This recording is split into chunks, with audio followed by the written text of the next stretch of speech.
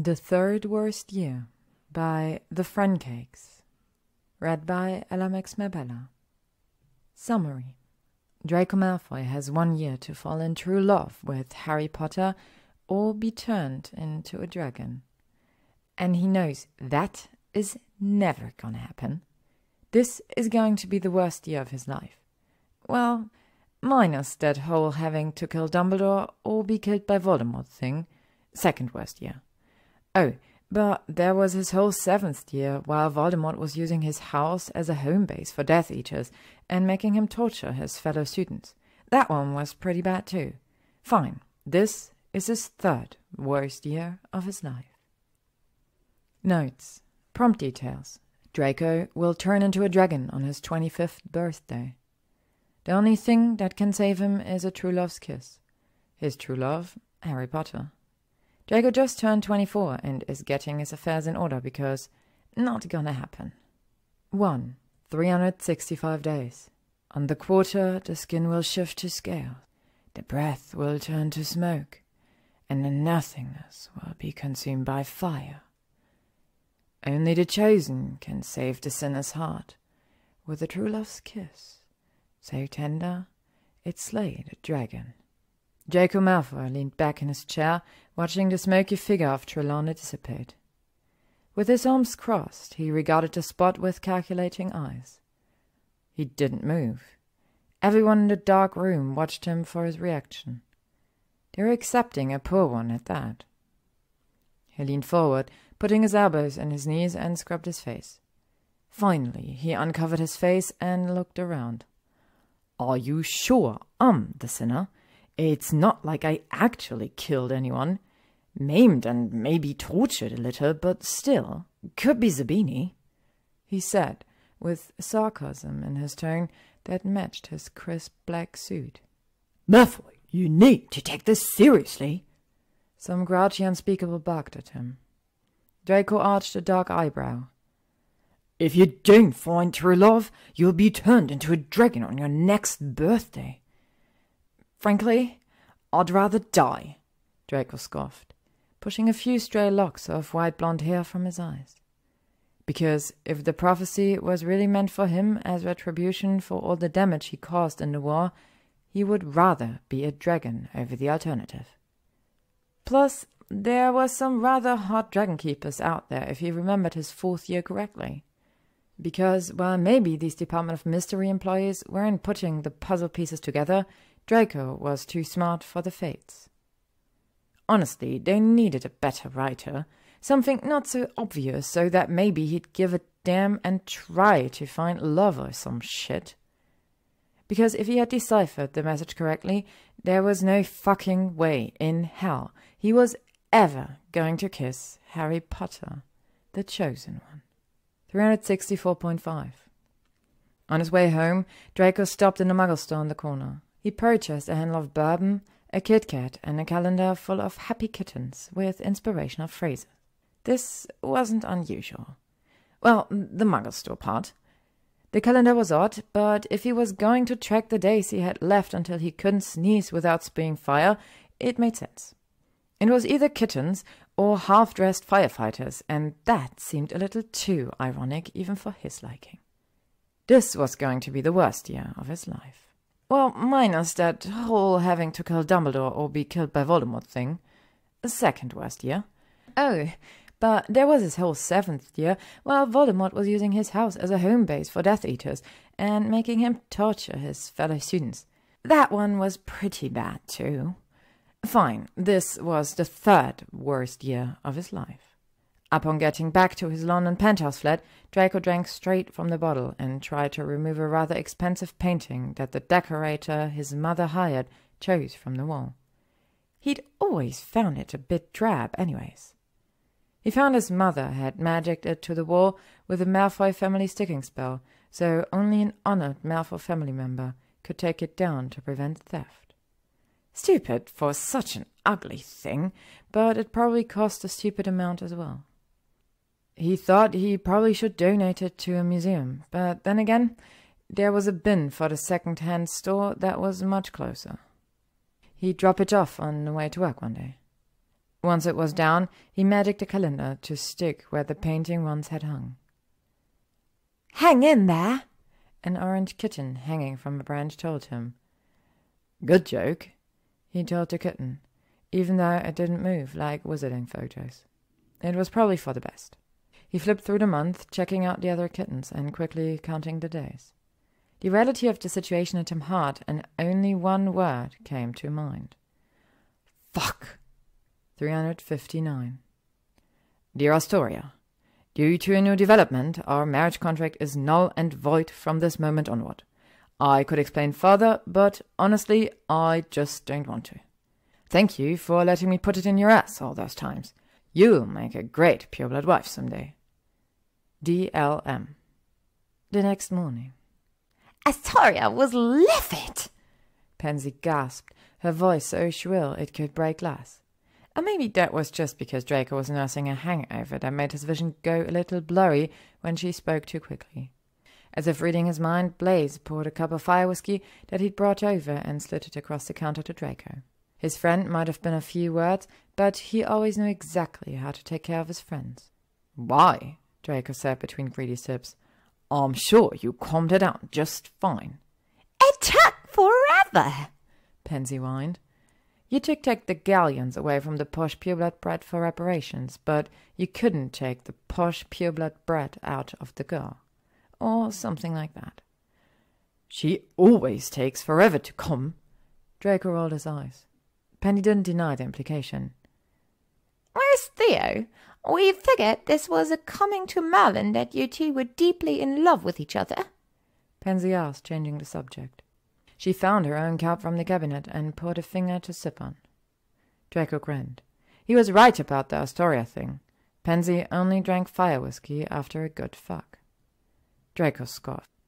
We always fight over who tops. It'd never work. He makes a good bossy bottom when he wants to, Blaze murmured with a shrug. Pansy and Draco stared at him, waiting for further information. Theo's busy, Draco sighed and continued the conversation. The fates revealed my stupid one true love, though. That's why the contract voided. You're fucking me, Pansy gasped.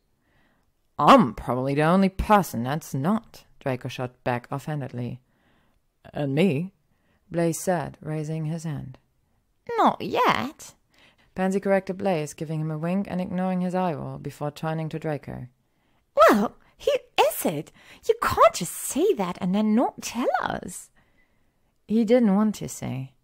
He knew that when he finally said the name aloud, then it would be cemented and true. He could deny it all he wanted if no one else knew. It's not like he was telling them about the whole turning into a dragon part of it. No, fuck that. He didn't need their stupid advice to handle that. Thanks. Potter, Draco muttered under his breath. Pansy peed herself right there in the middle of the kitchen from laughing too hard. 351. It wasn't that Draco still hated Potter the way he had back at Hogwarts. The whole Death Eater versus Boy Who Lived, Draco attempting to kill Dumbledore, father trying to kill Potter's girlfriend, accidentally slicing Draco open in the bathroom, drawing room incident, inquisitorial squad, Quidditch rivalry, vanishing cabinet, etc., etc. It was all old news between the foes. No, really, now he hated Potter because no matter what, the man was always a mess. He always looked like he'd just rolled out of bed, shoving on his clothes, and grabbed a pancake like it was a bloody piece of bread to munch on as he stepped through the flue. His papers would then have a soft hint of butter and maple syrup and carbohydrates laced through them all day long. He hated Potter because he didn't keep his face clean-shaven anymore, now preferring a layer of scruff that matched the hair on his head in both color and disloyalty to staying in any sort of shape. Draco hated that Potter's glasses were the same. He would even put money on them being the same pair from first year. It was obnoxious how well they still fit his facial features. Furthermore, the whole fame and fortune and heroism shit did not go to Potter's head. He was humble, modest even, and liked to hide in the background. When both he and Draco were up for the prominent of lead aura of the Unforgivable division, Potter suggested they share the title and be co-leads. Draco wanted to use an unforgivable on the man because it was a bloody brilliant idea and he should have thought of it himself. Also because now they'd have to work together in a tandem. Now they weren't just co-workers, but working together in the same office day in and day out. Their desks faced each other, but clearly the space was not shared. Draco's side of the room was meticulously to the point he was even embarrassed, but he liked it clean, organized, and sparse. Potter's side was every bit the same mess as his wardrobe, and he was never phased in the slightest when an important folder went missing. The worst of it was not that they were just co-leads, but the proximity had made them become friends. They were always chatting about this or that, Quidditch or home life, bad dates or stupid things their friends did. They cracked jokes constantly and were no longer name-called, but teased in a playful way that ended in them laughing for hours. Sometimes they called it quits early to grab happy hour at the Leaky.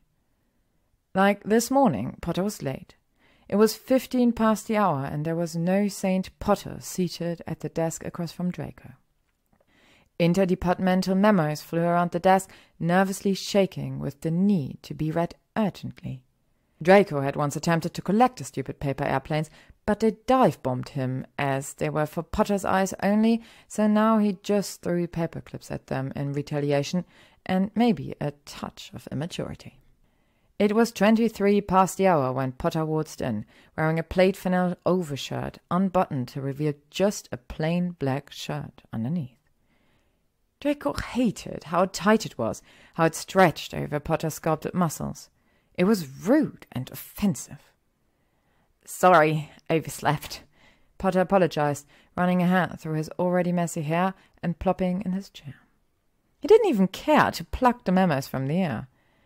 "Don't apologize. The silence was nice," Draco said back with a tone that was much snappier than he meant.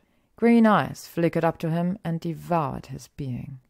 He could feel Potter taking him in, assessing his posture and every possible clue of what was boiling underneath.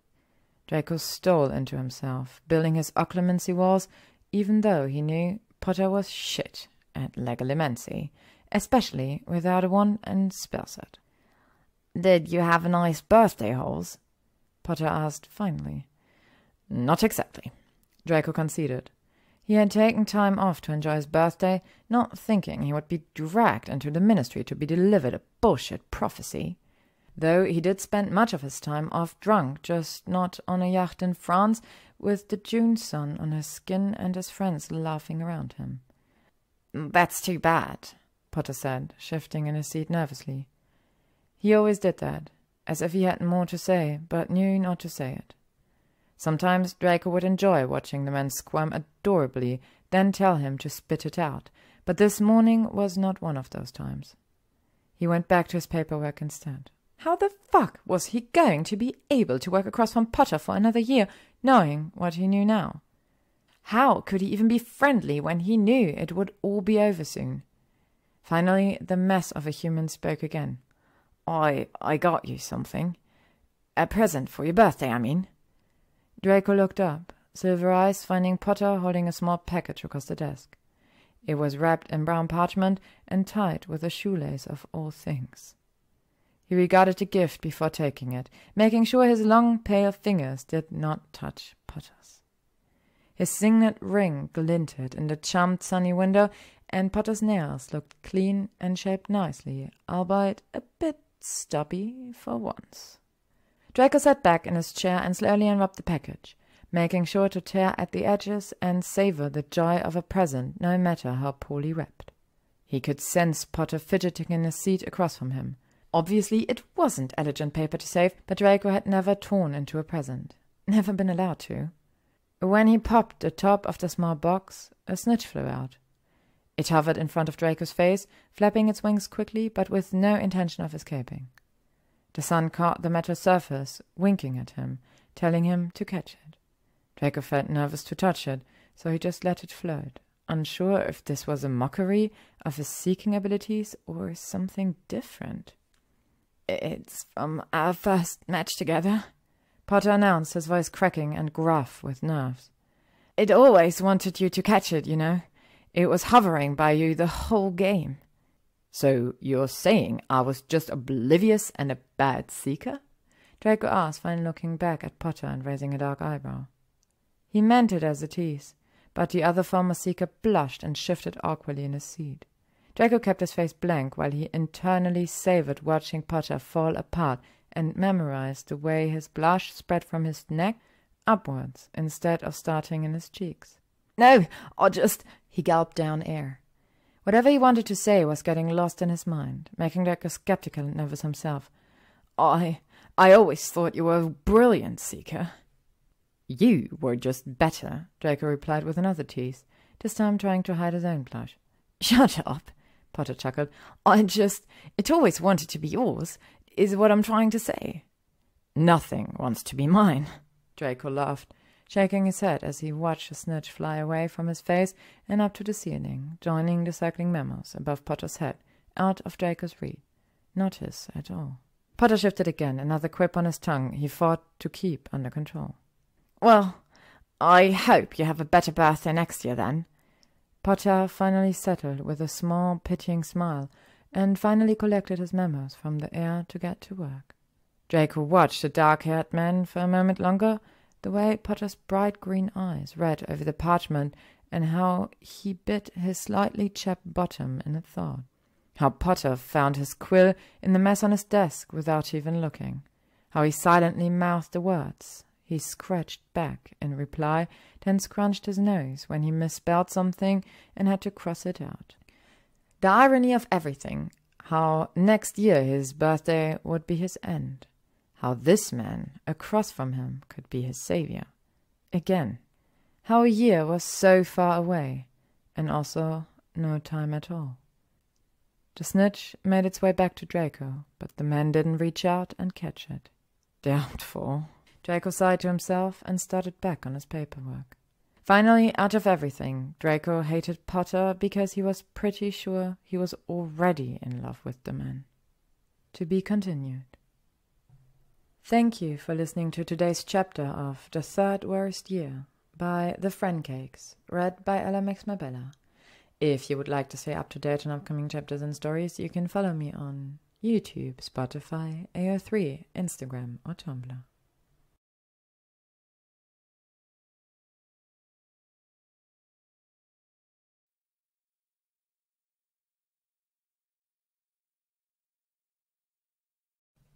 The Third Worst Year by TheFrancakes, read by Ella Makes My Bella.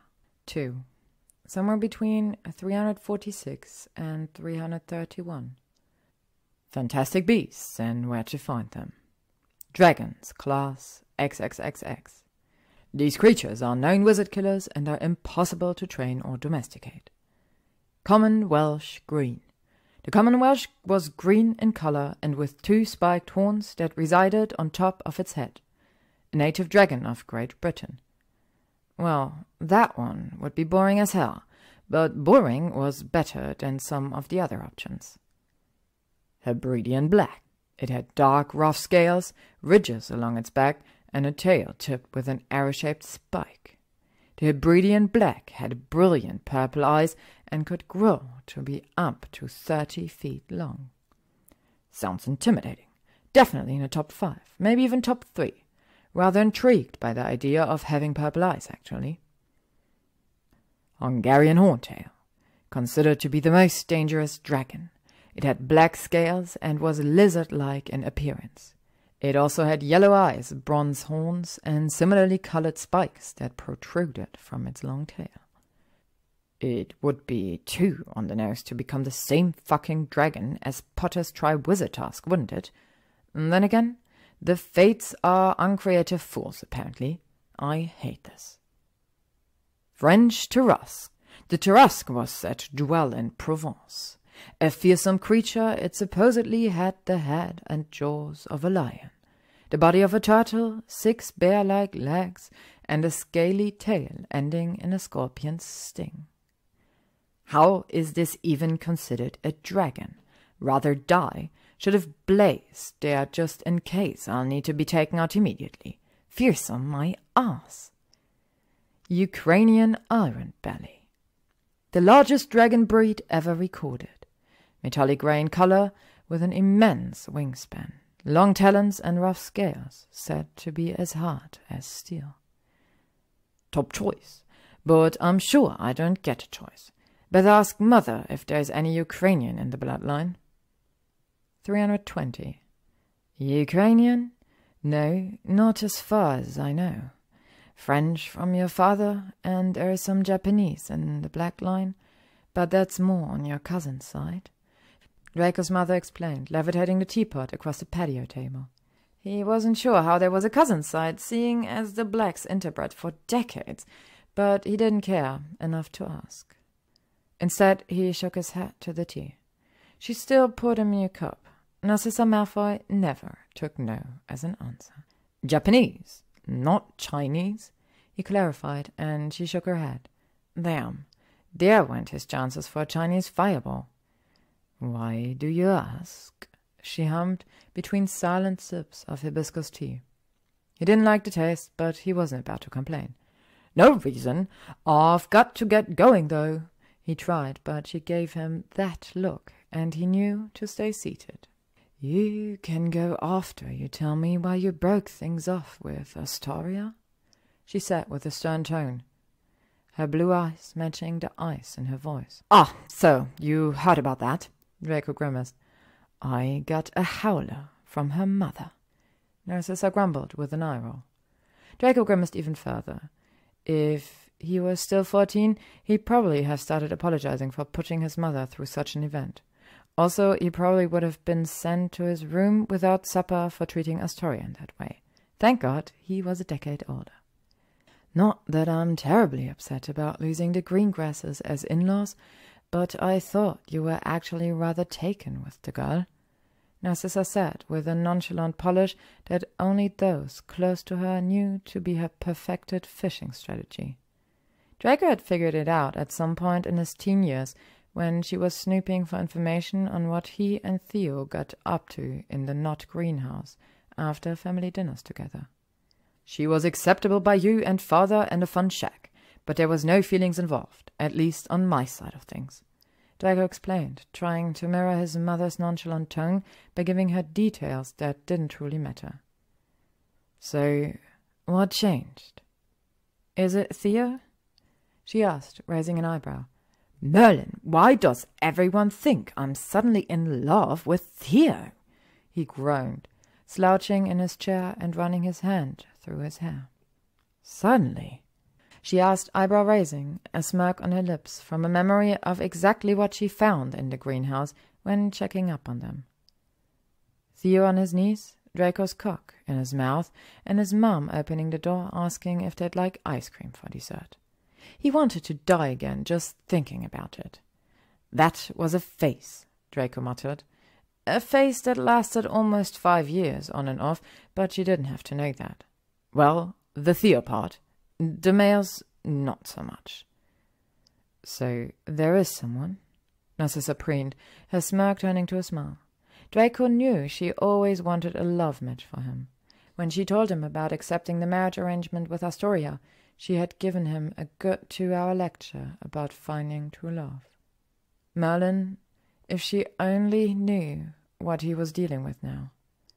But no, he had made the decision not to tell her about the prophecy. He knew she'd be devastated by the news and push him to do everything in his power to court Potter. He didn't blame her. Having a little dragon as a son probably wasn't a very fun time for holidays or winter ski trips to the Alps. No, Mother, I just realized you were right, he explained.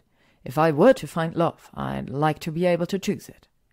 Or in this case, not choose it. 314, probably. Auror Potter stops possible dark cult. Harry Potter, lead Auror of the Unforgivable Divisions, stopped a possible dark cult this Tuesday evening during their initiation ceremony and arrested 4 wizards, including 2 former Death Eaters.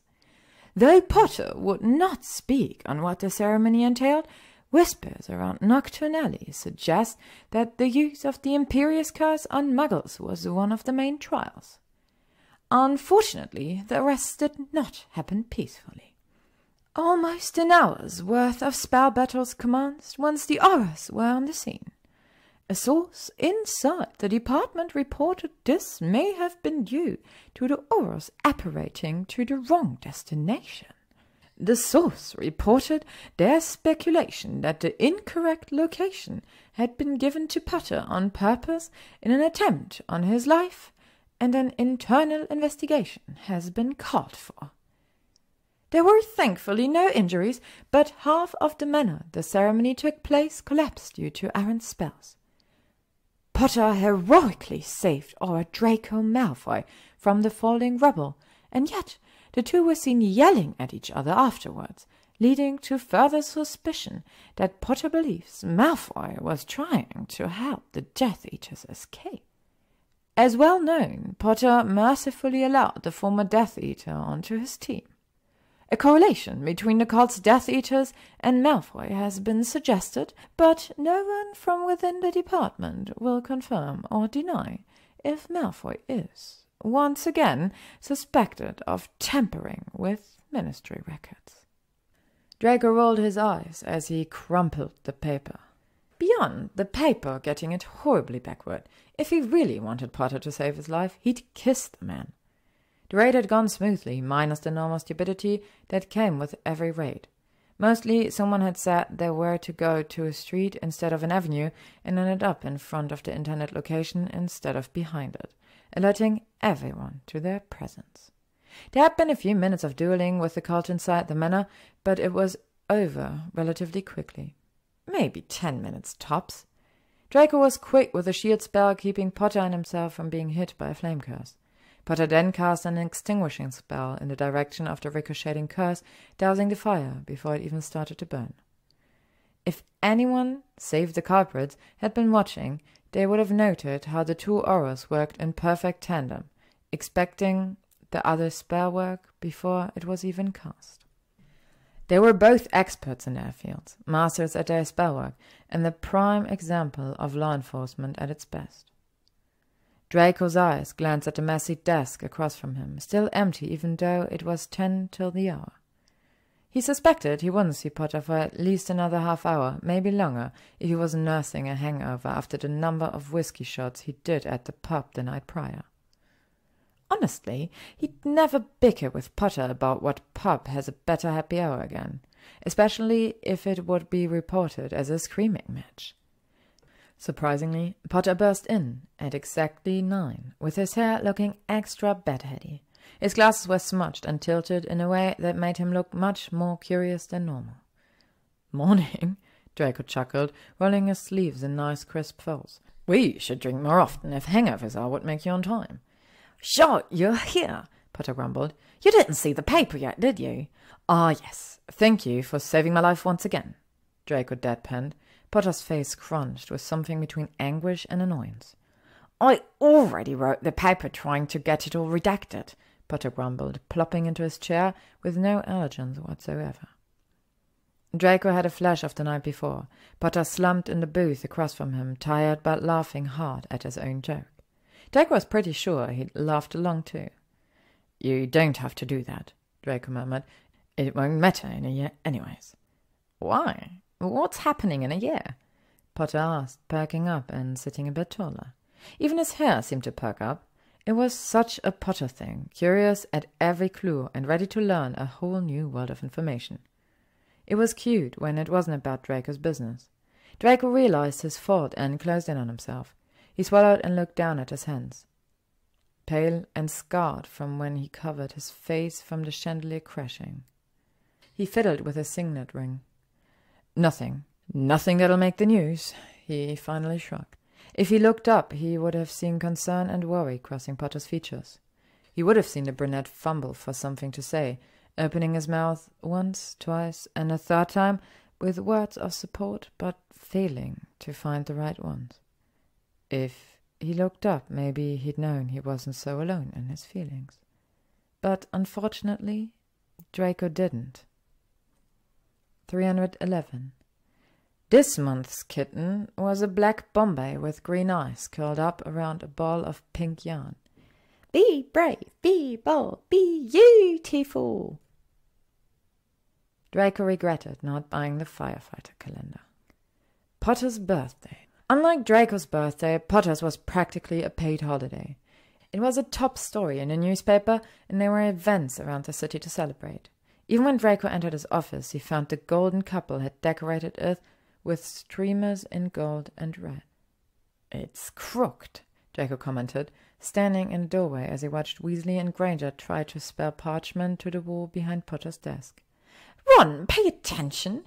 Granger groaned from where she stood, very pregnant and exhausted looking. "I am," her husband snapped right back. "Ah, matrimonial bliss," Draco teased.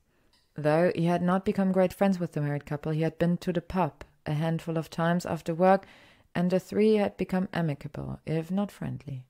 Granger was a bit easier to warm up to and get along with, but that probably surprised no one. He moved to his side of the office, which they thankfully left undecorated and untouched. He knew Granger's office was just like his when it came to organization, and she probably gave Weasley a good lecture about not messing up any of his things. "Sorry to be in your way. We just wanted to get this done before Harry got in." Granger sighed, tucking some of her stray curls back into the bun they refused to stay in. She rested her hand on a baby bump like an armrest. "Not a problem. Would you like to sit?" he asked, nodding to his desk chair. She honestly looked like she could burst any moment. "It's crooked." Another voice joined them. Potter stood in the doorway, hair sticking up and glasses crooked. "Still!" Granger gasped and tried writing the sign, not noticing it was her friend speaking. Potter and Draco shared a conspiratorial smile as they waited for his friends to realize who spoke. The moment it dawned on them, the banner dropped to the floor and the married couple whipped around with big smiles, gasping at the same time. "Harry!" "Happy birthday, mate." "We wanted to surprise you." "We would have if you weren't such a perfectionist." "I wanted it to look nice." Draco watched as the three best friends traded hugs and continued to chat. They were all full of such happiness, laughing together. Potter thanked them both, feeling Granger's stomach and making jokes about the baby being named after him, if she popped on his birthday. The blonde slowly edged his way out of the room, deciding to find himself some coffee while the intimate exchange continued.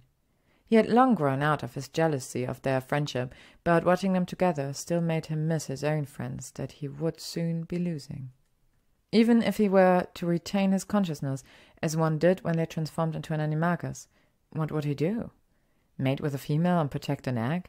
The idea of dragon sex wasn't the most appealing kink he'd ever entertained. He was sure he'd rather let Pansy peck him than hump a dragon. Draco wasted as much time in the lounge as he could before he returned to his office. A black coffee in one hand and a very sugared coffee with milk in the other.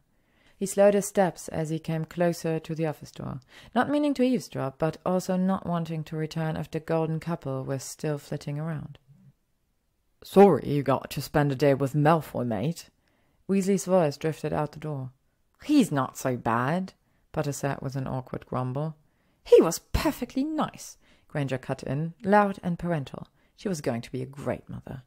"Still, Pris, he barely said 10 words to us," Weasley countered. "I think he's a bit shy these days," Potter said, attempting to whisper, but failing. "Malfoy shy?" "Sure. And Voldemort returned today as well." Weasley snorted at his own joke. Draco shifted on his feet and leaned against the hallway wall, looking at the hot black liquid in the mug. He understood where Weasley was coming from, the years of taunting and loud need to be the center of attention. The way he shouted across the pitch, "Weasley's our king," and felt the need to make a snide comment whenever the spotlight wasn't on him.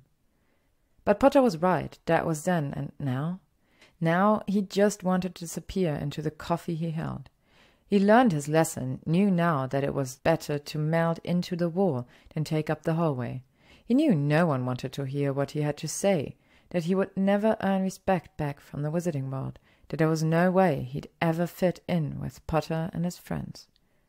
This prophecy was probably a good thing. He was too much of a coward to end things himself. Maybe the fates knew what they were doing after all. Thankfully, the golden couple didn't notice him against the wall as they said their goodbyes to Potter and left towards the lift. "Sorry about that." Potter muttered bashfully when Draco entered the office again. The birthday boy messed with his hair with his hand nervously and tried to tuck one of the gold streamers down, but it stayed glued to the ceiling. "I'm just glad her water didn't break and stain the carpet," Draco teased in response. He set the coffee with milk and sugar on Potter's desk before moving to his own. "I wouldn't have surprised if it did. She's supposed to be on bed rest, honestly." Potter chuckled, giving up on the streamer and plopping into his chair as he always did. He took a sip of his coffee and smiled to himself.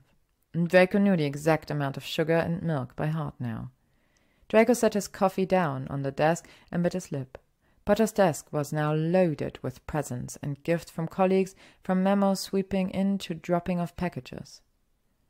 It wasn't surprising, but it still made his gut twist as he looked at the present on his desk sitting next to the snitch that Potter had given him. The contrast in their life was loud and taunting. There was no chance Potter would ever entertain dating Draco, let alone falling in love. They were from two different worlds, even with the war being over. Black and white, good and evil, loved and hated. This was his end, and still Potter's beginning. Yet, despite the voice in his head telling him to hide the present and let Potter go on with his life, Draco found himself taking the box wrapped in black and silver paper and sliding it across the desk to Potter. "Potter?" Draco gave a weak smile. "For me?" Potter asked, green eyes glowing with surprise as he took in the box. It was as small as the one that Potter had given Draco on his birthday, except the black gift paper was charmed to twinkle with silver constellations that matched the silver ribbon. "Obviously," Draco chuckled. Potter took the gift and delicately inspected it. "It's probably a little silly, but this is beautiful," he said, as if he'd never seen magic paper in his life. "You're supposed to open it," Draco smirked, trying to hide the smile that he wanted to burst through at Potter's awe of just the wrapping. "Oh, right." A blush crept up Potter's neck and started to flush his cheeks as he busied himself by tearing into the paper. Draco imagined a Christmas of torn paper and bows stuck to chests, laughter and cheer at every rip of paper. Nothing he had ever experienced in his own home. When Potter popped the top of the box, a small crystal dragon levitated out of the box, flapping its wings and breathing a small, annoyed puff of smoke from being trapped for so long. It was roughly the same size as a snitch. The dragon flew upwards and chased the interdepartmental memos, breathing little harmless tufts of fire at the planes.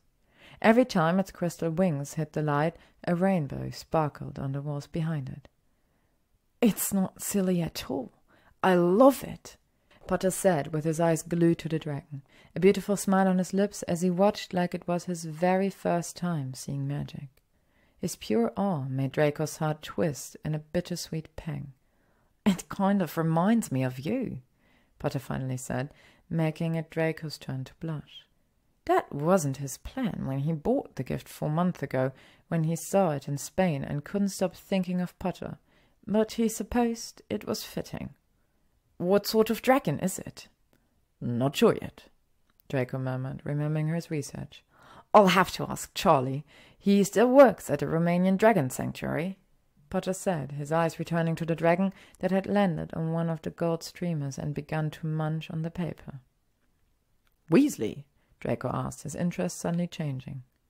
"Yeah, Ron's older brother," Potter nodded. "He's been training dragons for almost 13 years now, I think. Maybe longer." "Huh, interesting," Draco hummed to himself, thinking that maybe he could secure more of his future than he originally thought. To be continued.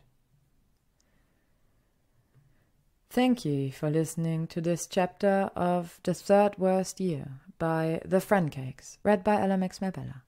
If you would like to stay up to date on upcoming chapters and stories, you can follow me on YouTube, Spotify, A3, Instagram or Tumblr.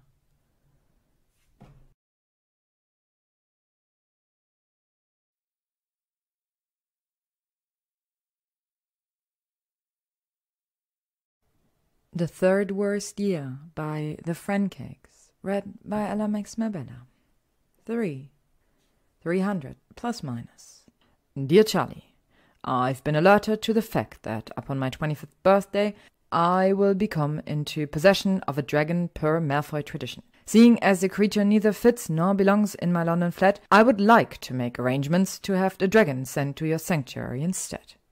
If this is feasible, I would like to visit you as soon as possible. Obviously, money is not an issue. Sincerely, Draco Malfoy. 287. Flipping on the lights to his flat, Draco jumped at the figure lounging on his couch. He was ready to throw a curse in the direction of the wizard, but luckily the identity registered before any harm was done. "Merlin's tits! Theo, what the fuck?" Draco gasped, throwing his wand on the coffee table and running his hand through his hair with frustration. Theo in turn found this hilarious. He tried to cover his face with his hands to muffle his laughter, but it was no use. "I thought auras were supposed to be on guard, constant vigilance, or whatever that crap is." "Yeah, I almost crucialed you, you idiot," Draco grumbled with an eye roll, walking into his flat towards the kitchen. He noticed Theo had already started in on the bourbon and took the opportunity to pour himself one. "What are you doing here?" "Pansy told me you were on the verge of an emotional breakdown, more or less," Theo said, lounging back on the couch like some model with his hands behind his head, but still careful not to mess up his perfectly styled hair. "I am not," Draco snapped, drowning the shot before pouring himself another.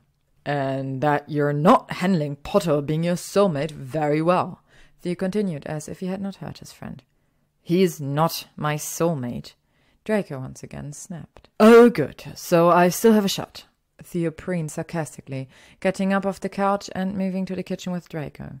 He stole the bourbon and poured himself a refill. Through the years, Theo had gone from gangly beanstalk with 2 big ears and nose to a man the size of a tree, handsome and chiseled in all the right places. The worst part was he barely even realized he was no longer the quiet, awkward nerd no one but Draco crushed on. "There was a prophecy that vaguely alluded to him being my true love," Draco murmured, and drank down his whole drink. He wondered why he was even messing with a cup at this rate. Should just be drinking straight from the bottle. "What's vaguely mean?" Theo ventured. "The sinner and the chosen one," Draco explained. "Sinner could be Zabini," Theo mused. Draco sighed. "And some shit about a dragon." Theo snorted back a laugh. "I always thought your name was stupid." "Okay, Junior." "Oi!" Theo gasped, putting his hand to his heart like he'd be hurt. Draco rolled his eyes. "No need to get rude." "You're the one that broke into my flat." "Touché." Theo chuckled, pointing a finger knowingly at Draco. "So, what's the plan then? How do we make Potter fall in love with you?" "We don't." "No?" questioned Theo with fake innocence, the shaved line through his eyebrows making him look even more devilish than he already was. "No." Theo rolled his eyes, and a small smirk played on his lips. Draco regarded him suspiciously. "Whatever you're planning, Theo, stop it right now," warned Draco. "Oh, but what's the fun in that?" the brunette sang, with a smile full of mischief, taking another swig of the bourbon. 272.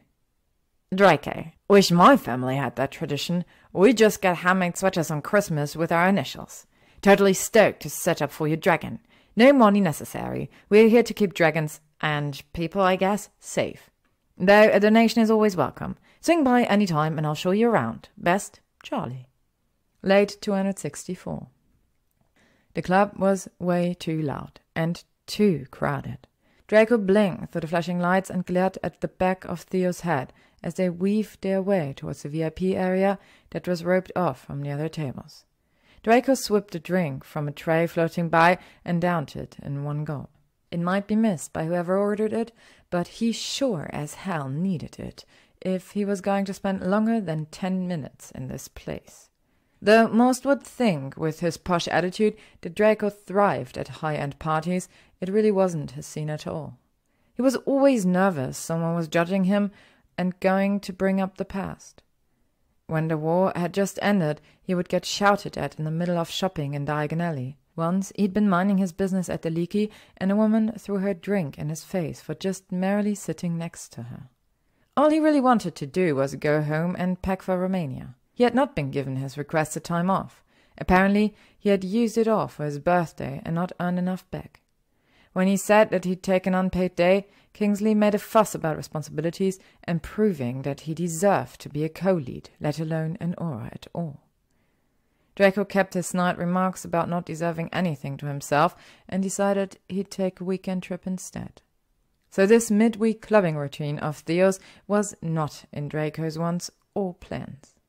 He had attempted to not even come to the club, but his asshole best mate grabbed his arm and disapparated them before he could step into his flat. "Care to explain why you had to kidnap me?" Draco yelled over the loud music. It was something bumpy with a lot of bass. He didn't hate it, but he wasn't about to admit that. Theo stopped in his tracks for Draco to catch up to him. He held up a finger, pointing through the crowd at the VIP area, where Harry fucking Potter was sitting with Granger, Minnie Weasley, and some of their friends. "I'm leaving," Draco declared, but just then Potter looked right in his direction. Green eyes locked on Silver, and a smile spread across Potter's face. "Damn it." "Liar." Theo chuckled and pulled Draco to start walking again. "Next time I see you, I really am going to crucio you."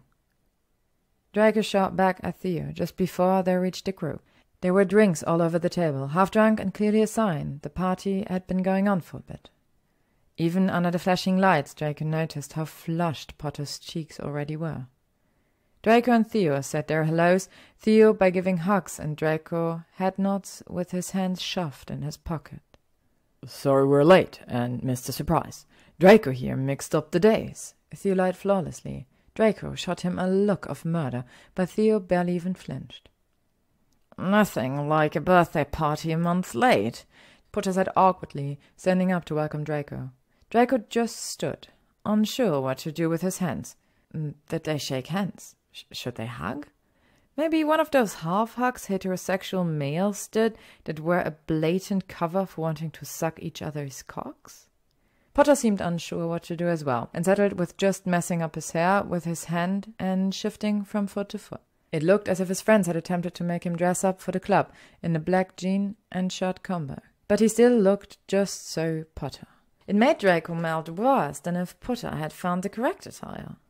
"Though I think it was a bit more of an excuse for Hermione and Ron to get out of the house," Potter said loudly enough for the golden couple to hear. "Oi, you have a newborn and not leave the house for a month and then come talk to me, all right?" Weasley shot back, obviously only a few drinks from drunk. His wife seemed just as pissed. "Come on, Harry, you promised me you'd dance," she smiled, tugging on his sleeve towards the dance floor. She bit her lip as her eyes shifted from her friend to Draco, as if trying to hide a smile. Draco suddenly had a feeling that she and Theo had a talk recently. "You should come dance too, Malfoy. Harry won't mind." They most definitely had a talk. Draco swallowed hard, glancing at the dance floor where everyone was letting go, being free, forgetting all their problems. It was tempting, but he knew it wasn't that easy. Not for him. He glanced back at Potter, looking him up and down, thinking of their bodies pressed together, the aftershave Potter wore mixing with his sweat. Draco swallowed hard. "I'm going to grab a drink first, then I'll join you," Draco said. Granger grinned and nodded before pulling Potter after her. Draco did not join them. Just past midnight. Actually, it was 23 past midnight, if you wanted to be exact. Surely that was an acceptable time to leave. It was a weeknight, after all. Still, Draco chose to pull an Irish goodbye and leave out the back exit without anyone seeing. He had spent the majority of his time drinking with Theo, chatting with some Gryffindors, including a very heated conversation with Weasley about Quidditch, and none of it dancing. Occasionally he spoke with Potter when the brunette came by the table for a drink or to escape Granger's grasp, but definitely not enough to appease Theo's glaring eyes. Which is why he was escaping while Theo was distracted by Lovegood's hips pressed to his on the dance floor. The night air hit him instantly, cool and welcoming. Its crispness was an instant slap in the face, alerting him to how much he drank. He wasn't drunk, but he could feel the liquor on his cheeks, and his perfect white teeth were numb. Okay, maybe he was a touch drunk, but just a touch. He took another step and found just around the corner of the door Potter sitting atop a short brick wall, cigarette in hand, looking up at the stars. The constellations reflected in his glasses, making his eyes sparkle in the way that always made Draco breathless. "I didn't know you smoked, Potter," Draco drawled. He should have walked away. He should have just left the man alone, but the liquor didn't let him. His decade-and-a-half crush pushed him to walk over and sit right next down to his once enemy. "I don't," he chuckled, but that damn blush crept upward. It made Draco want to put his mouth on the tense skin of Potter's clavicle. He regarded the cigarette in his hand and shrugged. "Well, only when I drink, and sometimes when I'm stressed, and sometimes just when I want to. Please don't tell Hermione. It's a clove if that helps." "I'm not sure that's any better," Draco chuckled. "You're probably right, but—" Potter shrugged and took another drag. Draco watched as the other man took a drag and then plucked the clove cigarette from between his fingers and brought it to his own lips. The smoke slightly burned his insides. He knew better to inhale. It was not his first cigarette, but the dim fire in his lungs reminded him of his future. The sweet taste of the clove lingered on his lips, causing him to lick them softly. When he looked up, he noticed Potter staring. "You can call me Harry, you know," he whispered, like it was a secret between them. His eyes twinkled.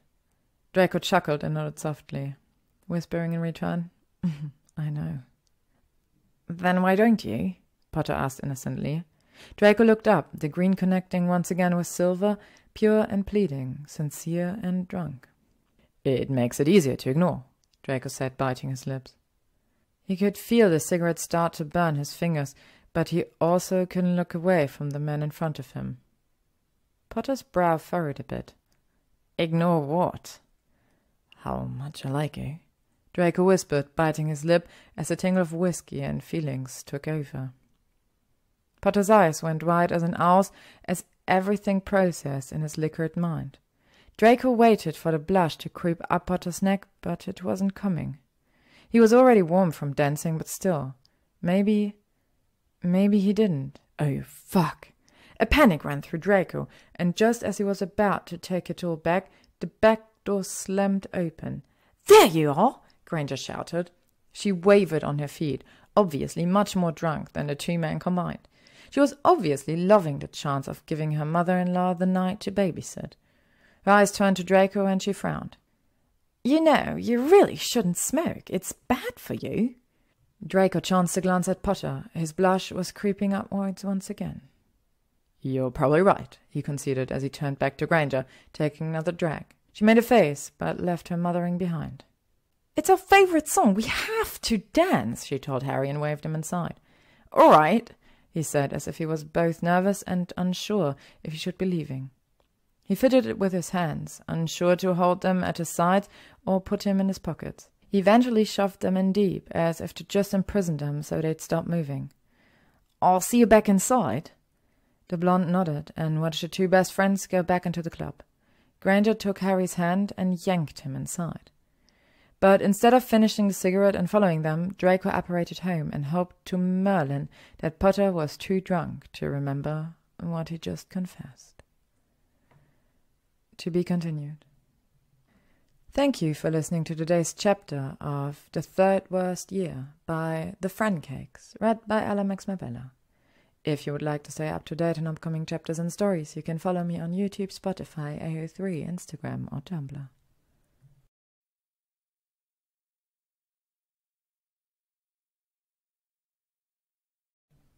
The Third Worst Year by TheFrancakes, read by Alex Mabella. 4. Roughly 258. Romania in August was hot, beyond hot. Draco wished he'd worn shorts, and he was not a short sort of man, even if he had nice calves. For most of the day, Draco trekked across the sanctuary, following Charlie as he pointed out the accommodations for each breed of dragon. For the most part, Draco stayed interested. He did want to know where he'd be living and figure out his meal of choice when he turned. Did he want a lakefront cave or one hidden in the forest to hide in the cool shade? What would the menu be like? Would he grow tired of cow and want something different like pig? How did one request that sort of change? They used portkeys to go from dragon den to den, peeking in on sleeping dragons or once bathing in the sun. Charlie mentioned they could side along, but the portkeys were in safe spaces that wouldn't accidentally land you right in front of a sleeping dragon. The dragons all seemed content and happy for the most part. There were no chains or even invisible fences. According to Charlie, they could fly away and never return. They just didn't want to. It wasn't that they were domesticated either, but that the dragons were smart and preferred peace and safety than ransacking villages and being chased by pitchforks. It was peaceful, though. It wasn't a bad future if you really thought about it. Draco tilted his head to the side as he watched a Norwegian ridgeback drink from a stream, causing the water to stream when it dripped down the side of its mouth. "Have you ever heard of someone turning into a dragon?" Draco asked, breaking the silence. The dragon's eyes shot right at them, but it didn't seem to care about the onlookers and went back to drinking.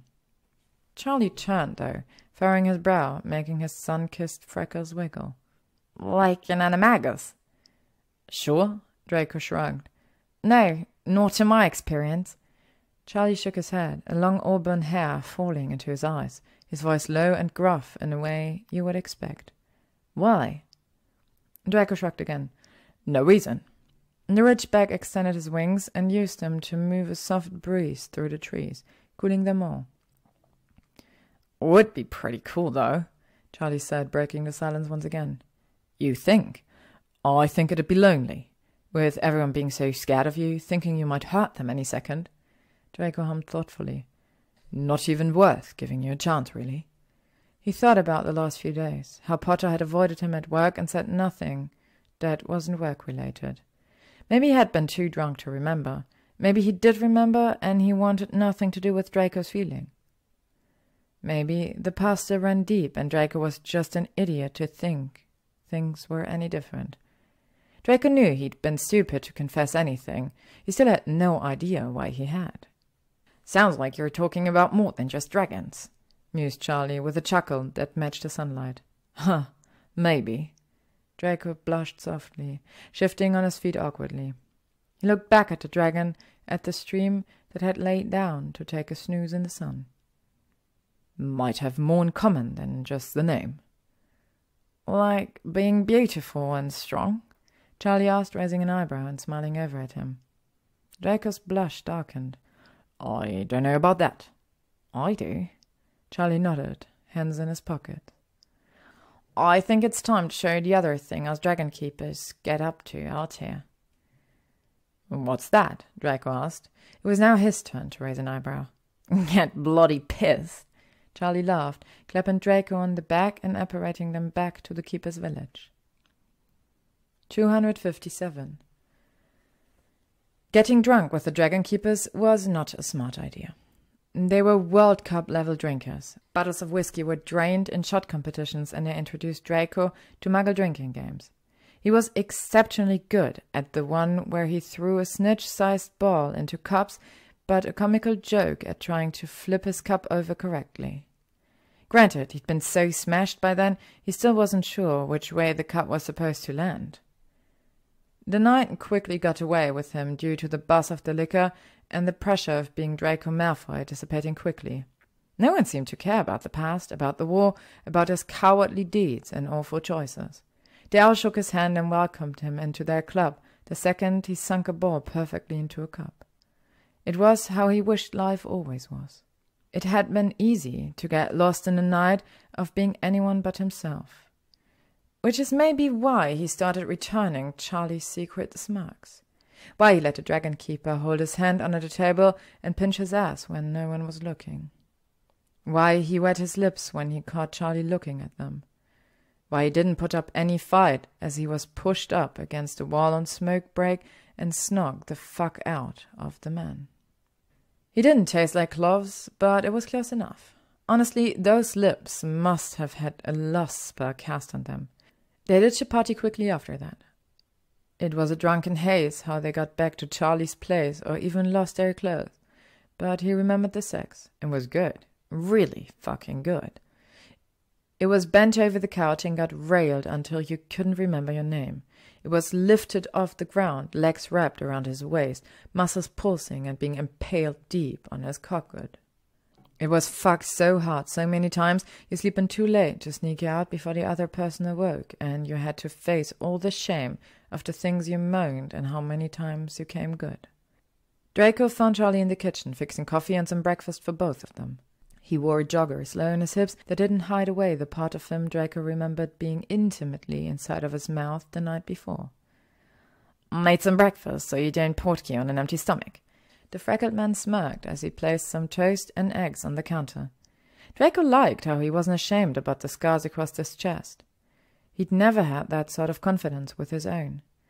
He had that rugged sort of bad boy element that was sexy no matter what way you looked at it. "I don't know how empty it is.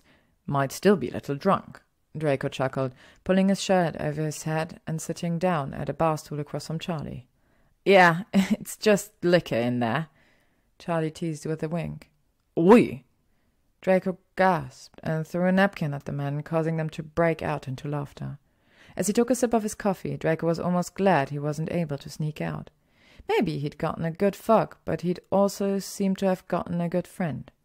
It was the first time in a long time that he felt like himself and not the person the Wizarding World decided him to be. Maybe he wouldn't be so alone when this life was finally over. 242. For the most part, Draco had been doing better since visiting the Dragon Sanctuary. While knowing life as he knew it had a definite end, he was starting to feel as if that still didn't mean it was the end completely. Sure, he would be a dragon. Sure, he wouldn't be able to communicate with his friends. Sure, he'd have to live in a cave. Sure, he probably would light the forest on fire when he sneezed. But at least it wasn't going to be completely over. He'd arrived back to work a little more confident, feeling a little better about himself with Charlie's words as armor. It wasn't until he realized nothing had changed that everything started to falter again. Work was work. His colleagues ignored him and spoke to Potter. The paper wrote about how Potter saved the day and Draco was plotting against him. And worst of all, Potter was back to the silent treatment. The first day, Draco did his best to not let it get to him. He did his best to think it was Potter, not him. Maybe Potter had a bad weekend, or maybe he was tired from a good one. But when Draco asked, Potter just gave a shrug and said it was fine. It could have been a lie. It was really none of Draco's business. It's not like they were close friends. But the way that Potter looked at him, with a bit of hurt and confusion, Draco felt a pang of guilt in his heart. The pang only festered as the days went on. Whatever high Draco had gotten from his weekend in Romania quickly dissolved. Unfortunately, that wasn't the worst of it. The longer the silence stayed between them, the louder it got. Whenever they had to speak about work, Potter was short and curt with Draco. In turn, Draco started to snap his replies and leave passive-aggressive notes on Potter's desk. As retaliation, Potter started stomping about and throwing down files. He could even make a single sheet of paper hitting his desk be loud and obtrusive. Finally, after so many days, Draco snapped. "Bloody fucking hell, Potter! What is it?" Draco sniped, throwing his quill on his desk after Potter spilled his ink by slamming a drawer. "What is what?" Potter sniped back. "I don't fucking know. You've been pissed off at me for whatever reason for almost a month now." Draco pushed back from his desk, using a wandless spell to clean up the ink. "No, I haven't," Potter muttered. Draco shot him a scathing look from across the room. He remembered Potter having a temper at Hogwarts. He supposed this was his attempt to keep it in, instead of his little outbursts that ended in Draco bleeding on the bathroom floor. "You know you're a bloody awful liar," Draco said, crossing his arms. Potter glared from behind his glasses, taking the bait and finally giving Draco his full attention. "Fine. What I don't get is, you go from being my friend and then at the club." Potter faltered for a moment, licking his lips as he thought of the words, probably trying to remember through his liquor. "At the club, you just ditched us without goodbye." "That's what this is about, that I didn't say goodbye?" asked Draco incredulously. For a moment he'd been worried there was more to it, that Potter remembered what he had said, but the brunette across from him with wild hair and wide green eyes, didn't hint at anything more. "Well, that, and—" Potter faltered again, took a breath, and then spoke once more.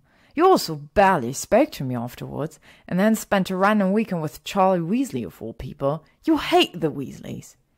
"First, you barely spoke to me, and second, I don't hate the Weasleys. Most of them, anyways." Draco scoffed. "It was a business trip." "That's not how Charlie made it sound," Potter muttered, offhandedly under his breath, but Draco still heard. The blonde pounced at the accusation. Draco rolled his eyes. "Oh, so that's what this is about, that I fuck Weasley?" Potter's eyes grew wider, if possible. The anger broke into shock. His voice went grave. "You fucked Charlie?" "More he fucked me, if you must know." Draco hated the words as they came out of his mouth, but he was on a roll now. His petulant, immature side was winning over the rational side, yelling at him to stop because he could see something transforming in Potter's eyes that he couldn't quite place. He'd never seen it before in one of their rows. "Right. Well, then never mind. Forget I said anything," Potter muttered, standing up and starting to pick up his things. "Potter, what the hell?" Draco grumbled, not sure whether their fight was already over. "I think it's best if I finish these up at home," he said, rushing towards the door with his files under his arm. Draco swallowed hard and remembered the conversation all those nights ago. "Harry, Don't!" Potter snapped. "Don't call me that!" Draco pressed his lips together and nodded. He didn't have to ask why. He knew they weren't friends any longer. 5,273 hours. "No, you self-hate. You're too cute for that." A grey kitten with blue eyes yelled at him from the calendar this month.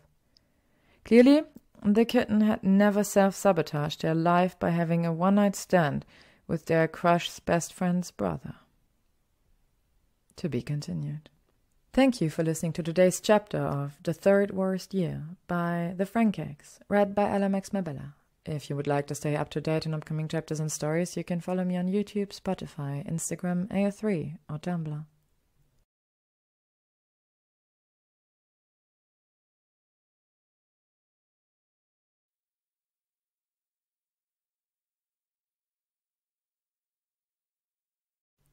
The Third Worst Year by TheFrancakes, read by LMX Mabella.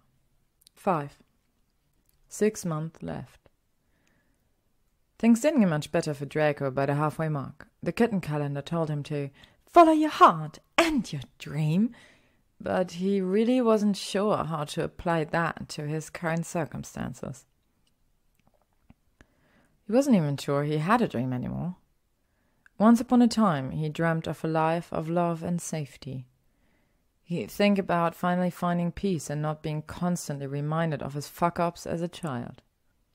Sometimes the dream ended with a family with the Malfoy name restored and honored after all his hard work as an Auror. Now he could only think about the loneliness of the Romanian forests. And his heart? Well, he treaded that on his own. Ever since his fight with Potter, the two regarded each other with the same level of decorum they did right after the war. Draco mostly kept to himself, didn't speak unless spoken to, and hid in the background at every meeting. He knew it looked poor to the other Aurors, that it looked like he didn't deserve to share the co-lead title, which, in his opinion, they'd be right. Draco did his best to mend the fence. He'd bring Potter a cup of coffee in the morning and leave it on his desk. For the first few days, Potter let the coffee go cold. But finally, one random day, he took a sip. A few days later, he murmured a thank you when Draco dropped it off. It wasn't much, but it still felt like the rock on the middle of his chest grew a touch lighter. Draco still wasn't exactly sure what he'd said wrong. Well, he knew he let his temper rise and brought them back to pointless snipes, like back at Hogwarts, but he wasn't sure what Potter was still so angry about. So he left without a goodbye. So he sat with Charlie Weasley. Why did that matter to Potter of all people? "He's still mad at you?" Pansy asked as she slid into a booth at the Leaky after work. Her dark eyes drifted from Potter at the bar back to Draco sitting across from her, a slight frown on her lips. "He's not anything with me," Draco clarified with a shrug. He let his silver eyes drift over to the bar. Potter sat next to Weasley, beer in his hand, laughing so hard at something his friend said. He was gorgeous. Draco looked away quickly before he was noticed. I feel like you're not telling me something. I don't even understand what you did, the dark-haired woman said, sipping on a martini. I've told you everything, I swear. Draco shrugged, and he was pretty sure he had, for the most part anyways. He might have left out the part about fucking Charlie Weasley and throwing it in Potter's face later. But what was it Potter's business that he fucked someone over a weekend holiday? Did he have to report all his conquests? Not that there were many. Draco was extremely picky, but still. As if reading his mind, Pansy gave him a look. You should apologize.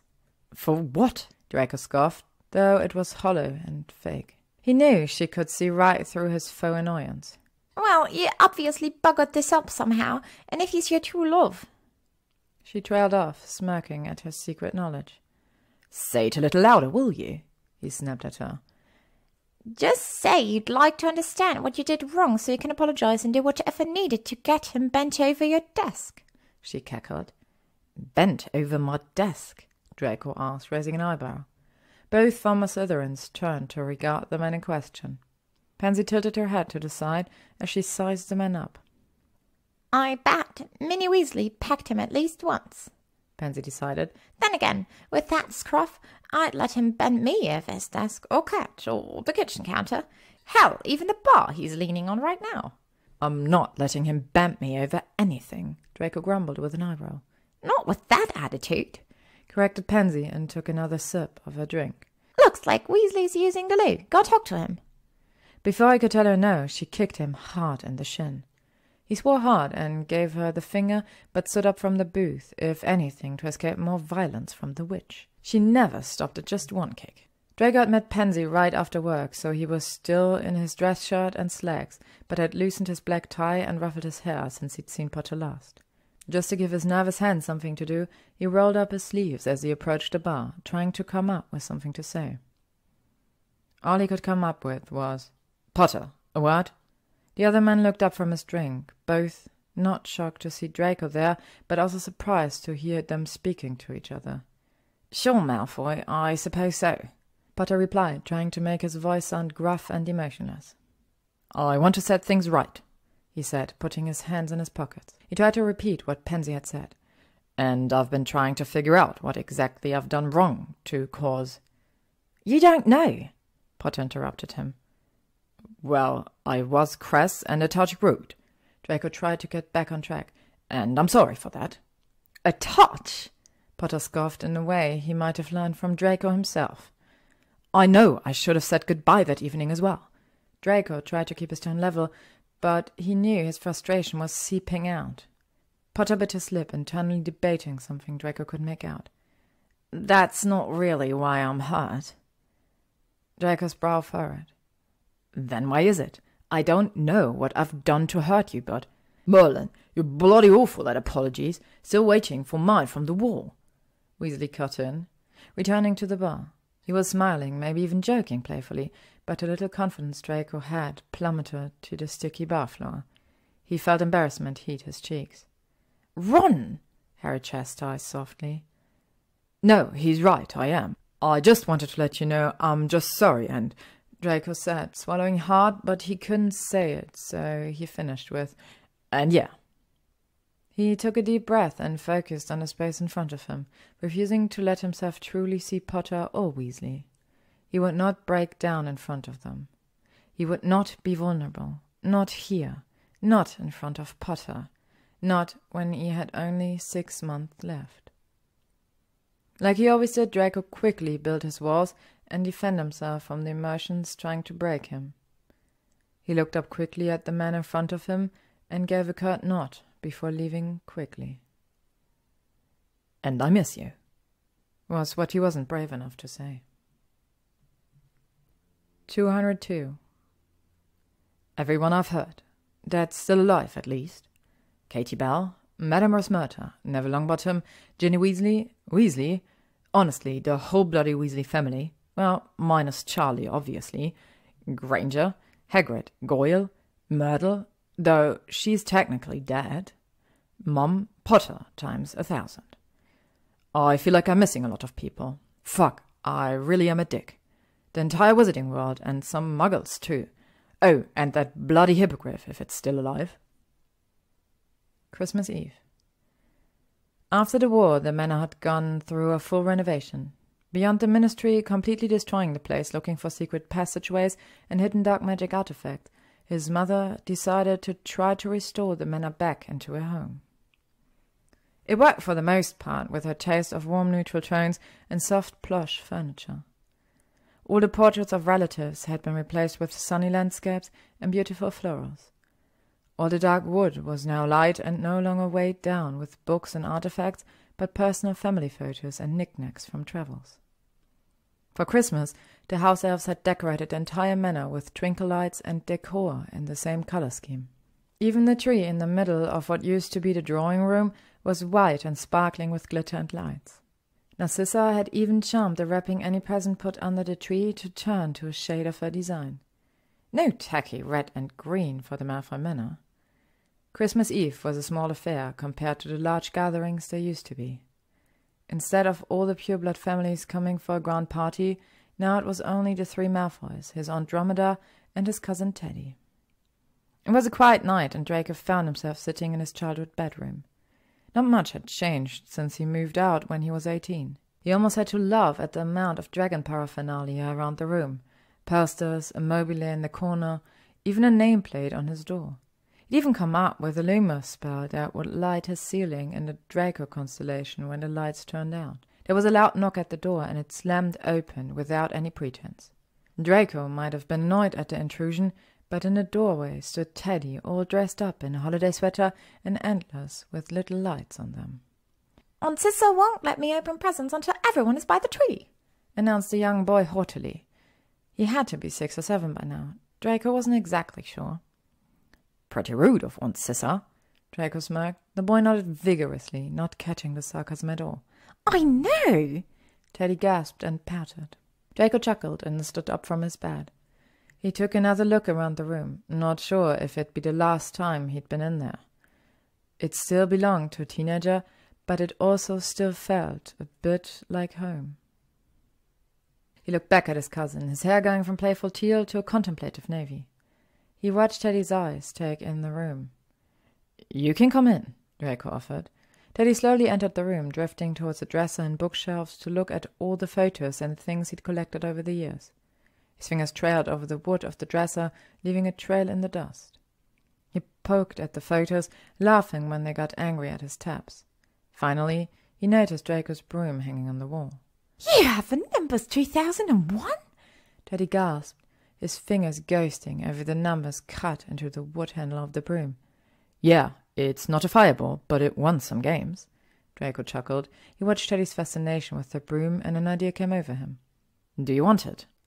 "Oh, really? I can have it?" He gasped again. His hair turned a neon pink. Even Draco had to admit it was kind of cute. "Sure, I've got no use for it," Draco shrugged, walking over to his cousin and pulling the broom from its spot. "Has anyone shown you how to ride it yet?" "Uncle Harry says he wants to, but Gwen keeps saying I'm too young." Teddy explained with such exaggerated pouting you'd think he's been told he could never have ice cream again. "Ah, well, that's the difference between me and Potter. He asks for permission, I ask for forgiveness." He laughed and messed up Teddy's hair. The little boy's eyes grew as he processed this new way of life he'd never considered before. It was probably a recipe for disaster, but Draco liked knowing he caused a little chaos for once he was gone. "I'll show you after presents." "Forget that! Let's go now! Nothing is going to be as cool as this!" Teddy exploded with innocent excitement that turned his hair green like Muggle traffic lights.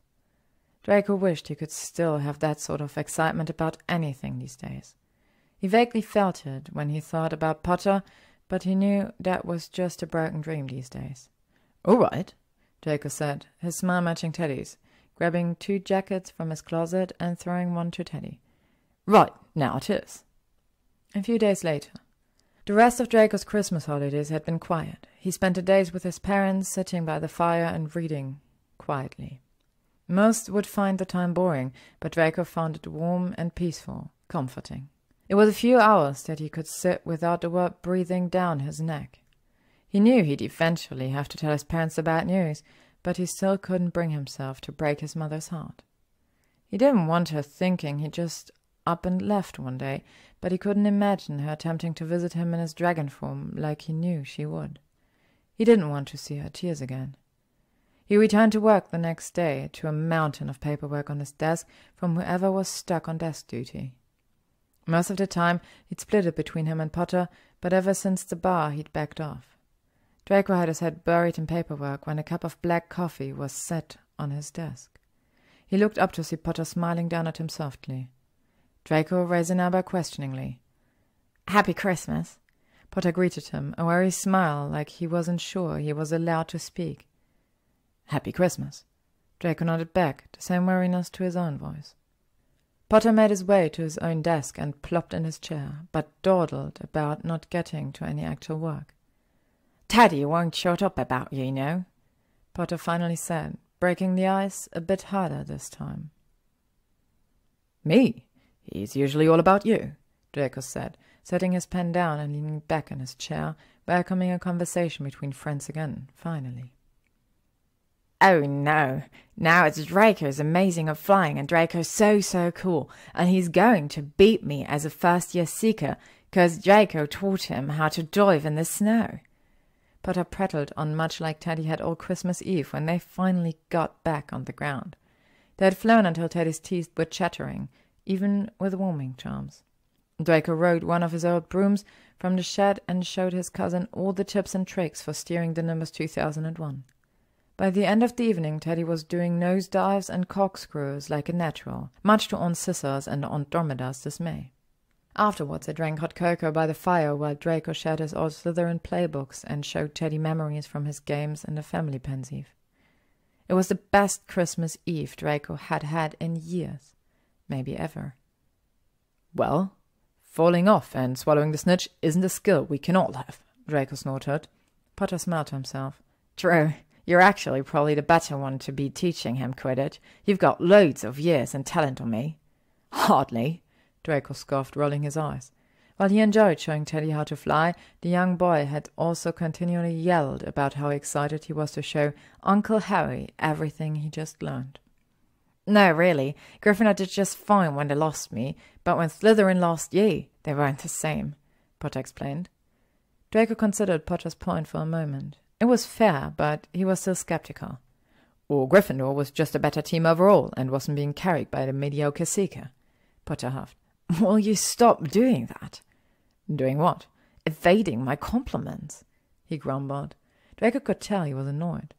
That his classic Potter anger was bubbling up inside, but instead of the boy that threw hexes and started fights, he was now a man that knew to stop and think, that gave even pitiful Malfoy a chance at friendship. "I'm not evading it, I'm just—" Draco searched for the right wording. "Saw things differently. Sometimes I still do." "Fine." Potter rolled his eyes, but didn't continue to fire at it. Instead went to his paperwork. Draco watched the man across from him, the way his hair fell softly into his eyes, the lightning scar that was almost a beacon of comfort after all these years, how he sucked in his bottom lip and bit it as he scribbled on his parchment. Even in the quietest moments, Draco thought Potter was too beautiful for this world, that he was every nice quality thrown into a single human, that even his flaws guided his way to kindness. It made sense, because what Draco really meant to say was, "I just don't deserve compliments from you." New Year's Eve. "Come on!" Draco felt a nudge on his shoulder and looked up to see Potter standing next to him, a smile on his lips. That was new, even a little shocking even, but it warmed Draco in a way he'd forgotten. "We've got to finish this report," he grumbled, yet didn't truly mean it. Who wanted to do work on New Year's anyway? "It's 15 minutes until New Year. I think it can wait," Potter said, a smile playing on his lips. He moved towards the office door. "Come on." Draco stood from his desk and followed Potter out of the room. The hallways of the ministry were quiet. Most had gone to celebrate with their friends. Draco himself had been invited to the annual Zabini Gala and was a little bitter that their trainees had fucked up their paperwork so badly that he and Potter were still here trying to fix it all. Draco followed Potter into the lift and felt it move downward so quickly it made his stomach lurch. They stayed silent, standing side by side, hands in their pockets, eyes glancing sideways at the other and quickly looking away when caught. When the lift opened again, they were on the roof. I still don't understand how magic works sometimes. Potter chuckled at Draco's raised eyebrows. It's a bit like that. Draco chuckled back. If Potter only knew. He followed the brunette onto the roof, hands still in his pocket, unsure just exactly what they were doing up here. I should have told you to grab your cloak, Potter murmured as an ice chill drifted through. It's all right, I run hot, Draco hummed.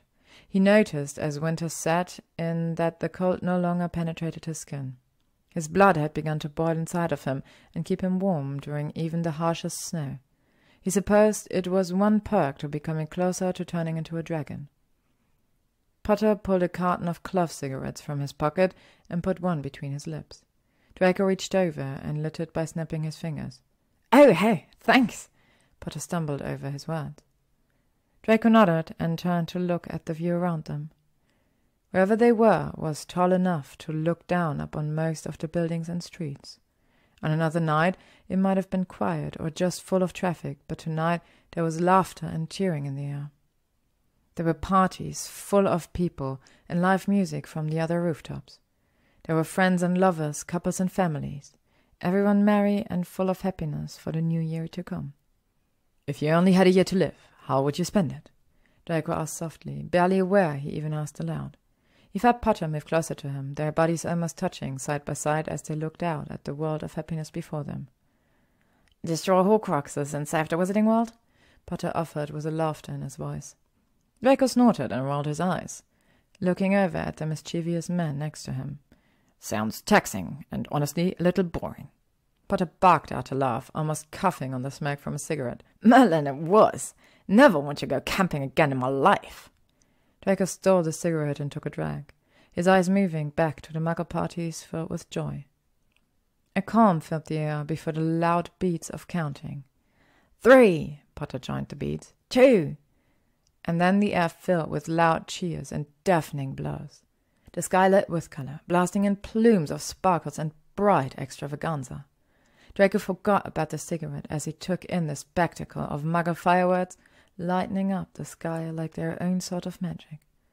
He'd never seen muggle fireworks before. He'd always figured they'd be lackluster and dull compared to the moving wizarding sort. But there was something so soft and elegant about the whistle of something to come, and then the blast of color and loud bang of life in the sky. Draco's eyes started to gloss over as each second broke his heart with bittersweet beauty. It was the beginning, and it was the end. More and more colors blasted through the air, piling on top of each other. Each boom rocked the rooftop and Draco's soul. He glanced over to Potter to see the man not watching the sky, but him. Draco felt himself blush. A cold hand moved softly and cautiously into his warm one. Fingers interlaced, and a smile played on Potter's lips. Before Draco knew what Potter was doing, that smile touched his lips. A kiss so soft, so nervous, so scared. But it was there. Draco kissed back, just as soft, just as scared, just as devastatingly beautiful. After the kiss, when Draco returned home in the early morning, he stopped at the wall and turned the page of the calendar to a new kitten. It was a white snowball sort of thing sleeping in flowers. Underneath it, in pink cursive, was the worst advice he'd received yet. It's okay to cry. You still got this. The white blonde man chuckled to himself. He didn't have this at all, not one bit. His chuckle turned into laughter. All he'd ever been taught was not to cry, never be weak, never. His laughter grew manic. He was dying, truly dying. His life as he knew it was coming to an end, and a kitten was saying that he had this. He shifted to lean against the wall as the manic laughter took over and wrecked his body. His side hurt and he felt like he was going to vomit. He was so close to getting everything he wanted. A job he enjoyed, friends that loved him, his family no longer broken by fear and violence. He felt tears in his eyes as the laughter broke his resolve. He slipped down the wall to the floor, pulling his legs close to his chest. He was so close to having the man he was never allowed to have. Potter had kissed him, kissed and kissed for what felt like hours, kissed like schoolboys until they had to part and get back to the dorms before curfew. He had felt his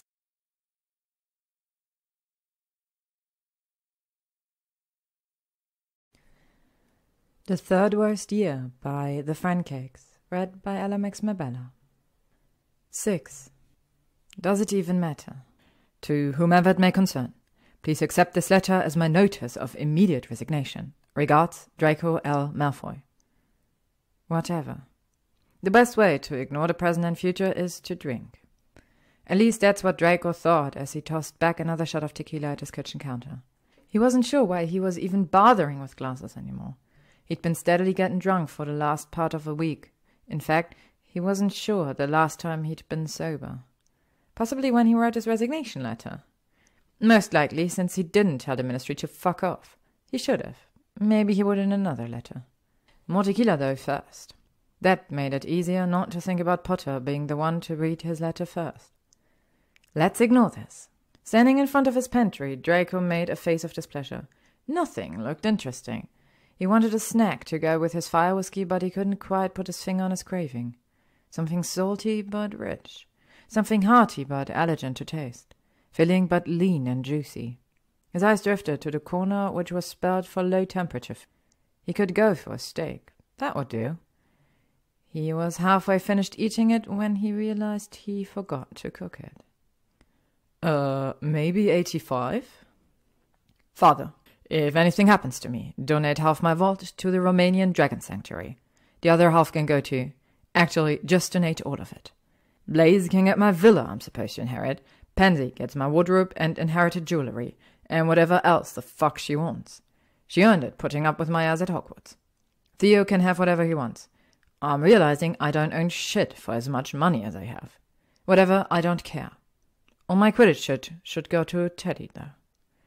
P.S. You were shit, Father, but I still loved you. Who cares?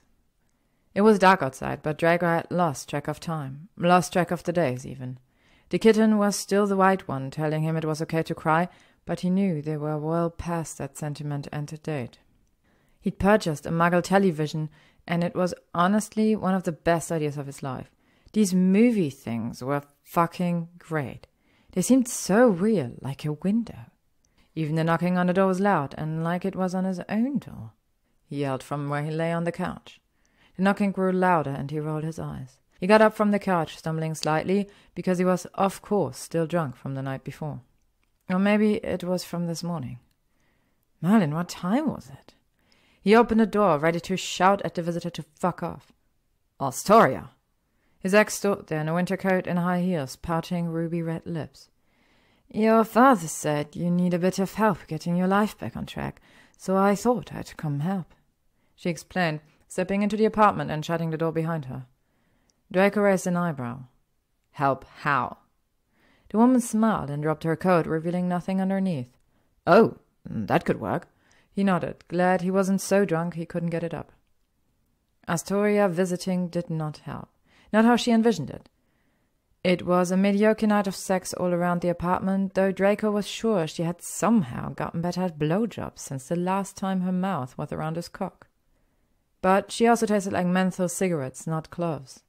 And her messy hair didn't fall the way he liked. She made high-pitched squeals that reminded him of his mother yelling at him.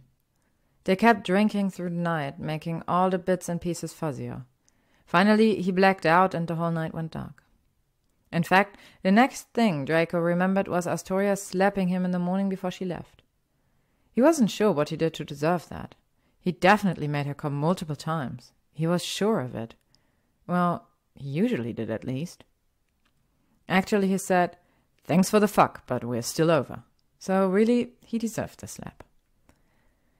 Sometimes or another. Between drinks, Draco found himself wandering into his closet and pulling out all his jewels. At first he told himself it was just to know what he was giving to Pansy, but then he found himself making haphazard piles of the different precious metals. When he noticed he didn't have nearly as much gold as he thought, he found himself wandering into Gringotts to visit his ward. He just wanted to make sure Pansy got the best. That's what he told himself, at least, until he got the stupid idea to lay on a pile of his gold in his vault. His skin hummed with happiness, and he felt as if he were slap-happy on some sort of muggle drug. The goblin accompanying him interrupted his piece, making Draco jump out of his skin. What in Merlin's bloody name was he doing, rolling around in gold? Draco flushed in embarrassment and quickly got off the pile. He did his best to pretend it never happened and tried to ignore the 5 bags of gold and jewels he filled to bring home. Fuck it. After the Astoria slept, Draco decided it was safer not to drink at home, which to any sober person probably seemed a little backwards, but alas, the boy was not sober. Not one bit, not for 1 minute. Plus, muggle pops were less likely to end in bad mornings. He thought. He hoped. Except one morning, a slamming door awoke Draco from his dead slumber. He looked around the bedroom he had never been in before. He barely even remembered how he got there. He'd been at a bar, or a club, or something with bright lights and lots of tequila shots. Slowly he lifted himself from the bed, trying to find his clothing in the mess on the floor without puking. He found his wand poking out from underneath the bed. Fuck. The photos on the dresser didn't move. Bigger fuck, he was at a muggle's. He couldn't remember the person's name, let alone face. Did he do magic in front of them? Did he talk about anything wizarding? He found his pants and started jumping up and down to get them on quicker. He shoved his wand in his back pocket. He was an Auror, for Salazar's sake. No, he was an ex-Auror. Shit. Same difference. He disapparated just as the doorknob started to turn. When he finally opened his eyes to see his own living room, he puked. Question mark, question mark, question mark? Draco wasn't quite sure how he got there or how long he'd been standing there, but when he finally realized he was on the sidewalk in front of number 12 Grimmauld Place, he felt his stomach churn violently. He checked his limbs to make sure he didn't splinch himself apparating while drunk and found that while he was all intact, he was also holding a piece of parchment in his hands. The deed to number 12. As the last one of the Black Line, it was technically his house. He knew that his cousin had given it to Potter, but magic didn't recognize that. No, it was Draco's, and the building knew that by revealing itself in his presence. The moving of the building must have alerted whoever was inside, because the front door of number 12 opened and there stood Potter in the doorway, still as disheveled and beautiful as ever. Green eyes met silver ones. They weren't mad or full of anger. No, they were surprised and concerned. Draco felt his stomach churn again. I. He stuttered, probably not loud enough for Potter to hear, but the man in the doorway took a step outside anyway. Malfoy, are you okay? Potter asked, walking down the steps slowly. You quit, and I tried to come by, but the ward's on your place. I tried to write, but you really don't look okay. You should come inside. It was oily and grimy, and he instantly regretted it. No, I'm fine. I shouldn't even be here. He drunkenly shook his head. Let me get you some coffee at least. Or we can talk a bit. Potter tried again. Draco just shook his head and held out the deed. The writing sparkled gold like a snitch. Draco smiled softly. It's yours. It always wanted to be yours. Potter looked at the paper quizzically before taking it. Once Draco felt the paper slip from his fingers, he disapparated away. With a pop, Draco landed on his kitchen floor.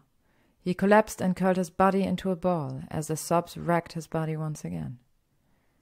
Finally, unlike Astoria, Pansy Parkinson did not knock.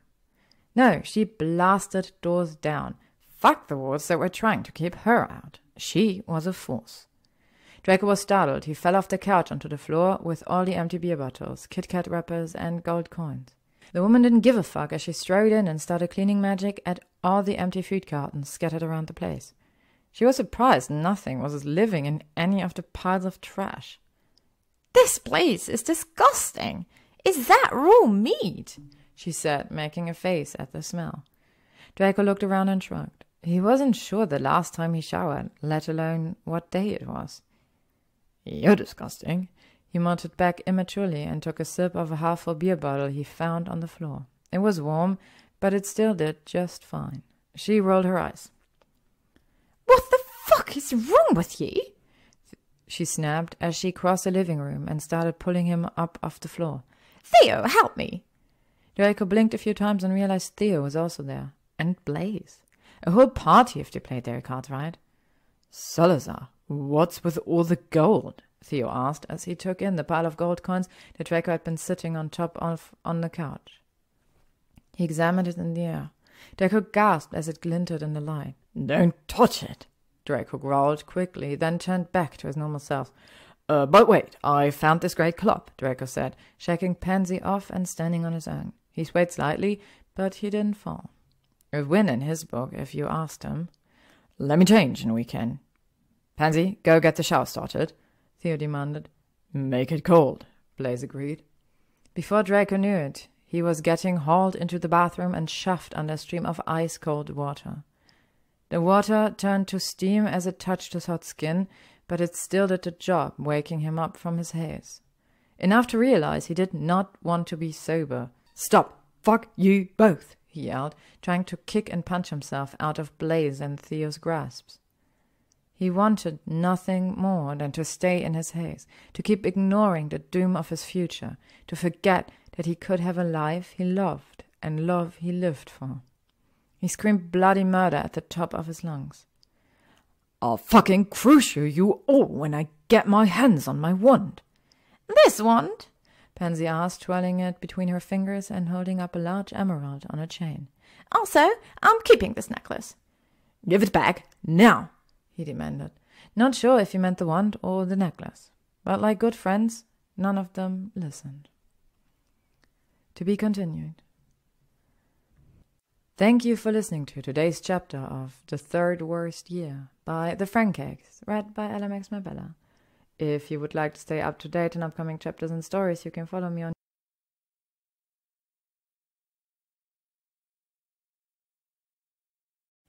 The Third Worst Year by TheFrancakes, read by LMX Mabella.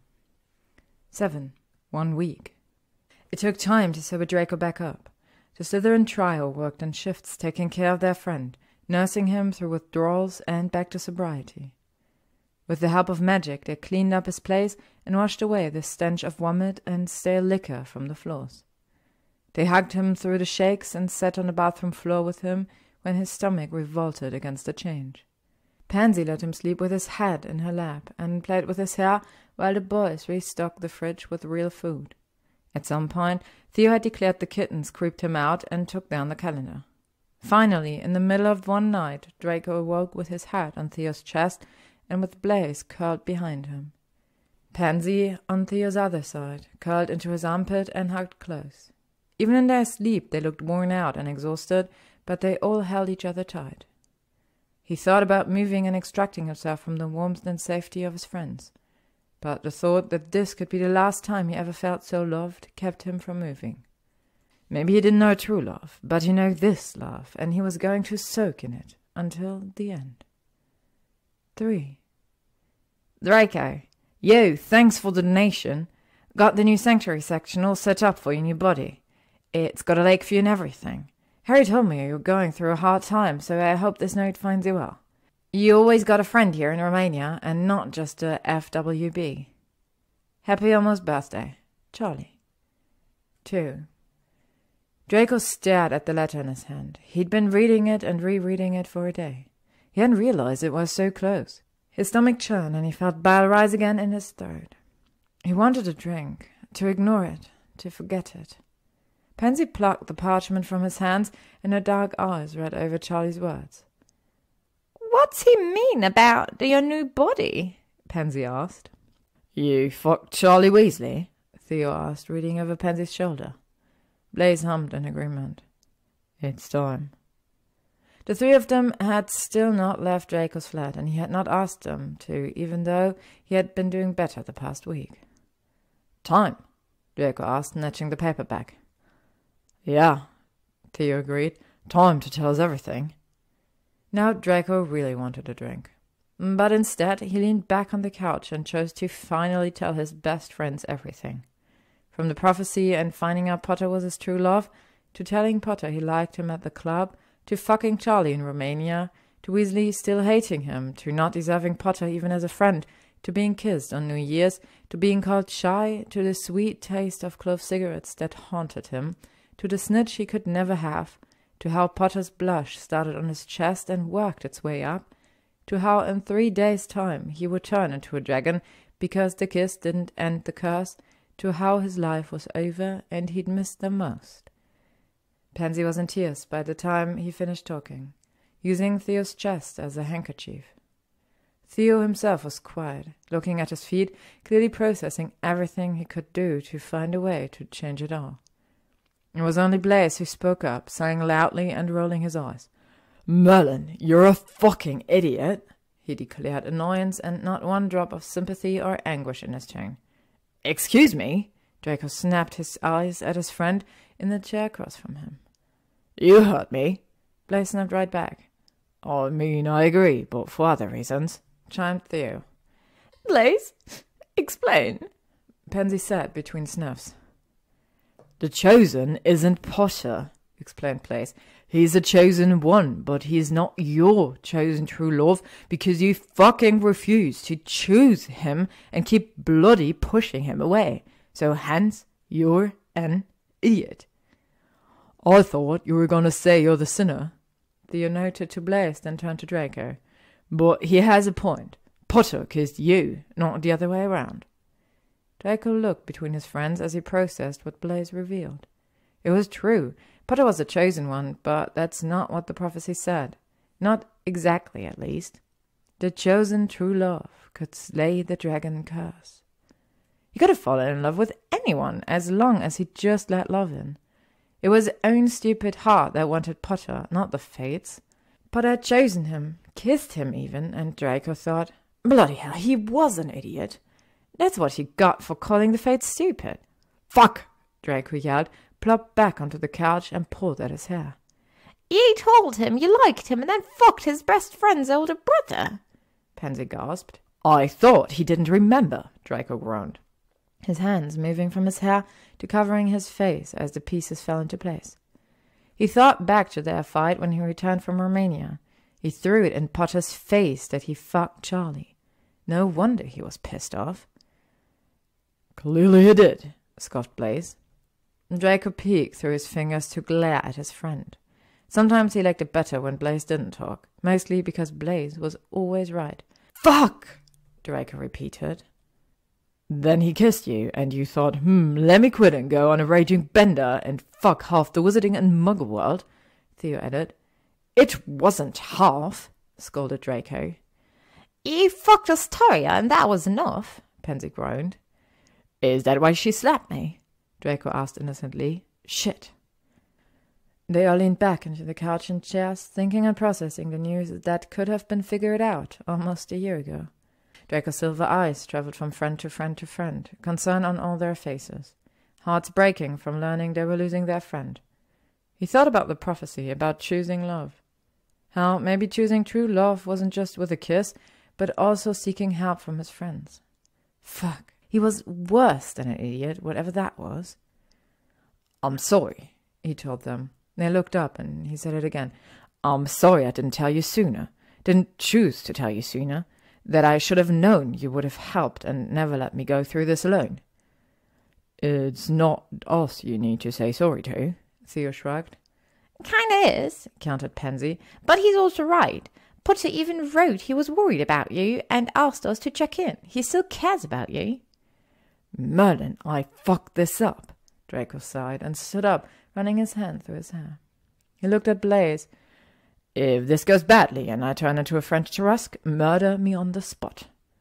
"Easy." Blaise nodded, and then Draco disapparated.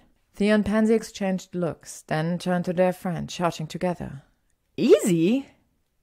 1. Thankfully, number 12 still recognized him and appeared as he crossed the street towards the building.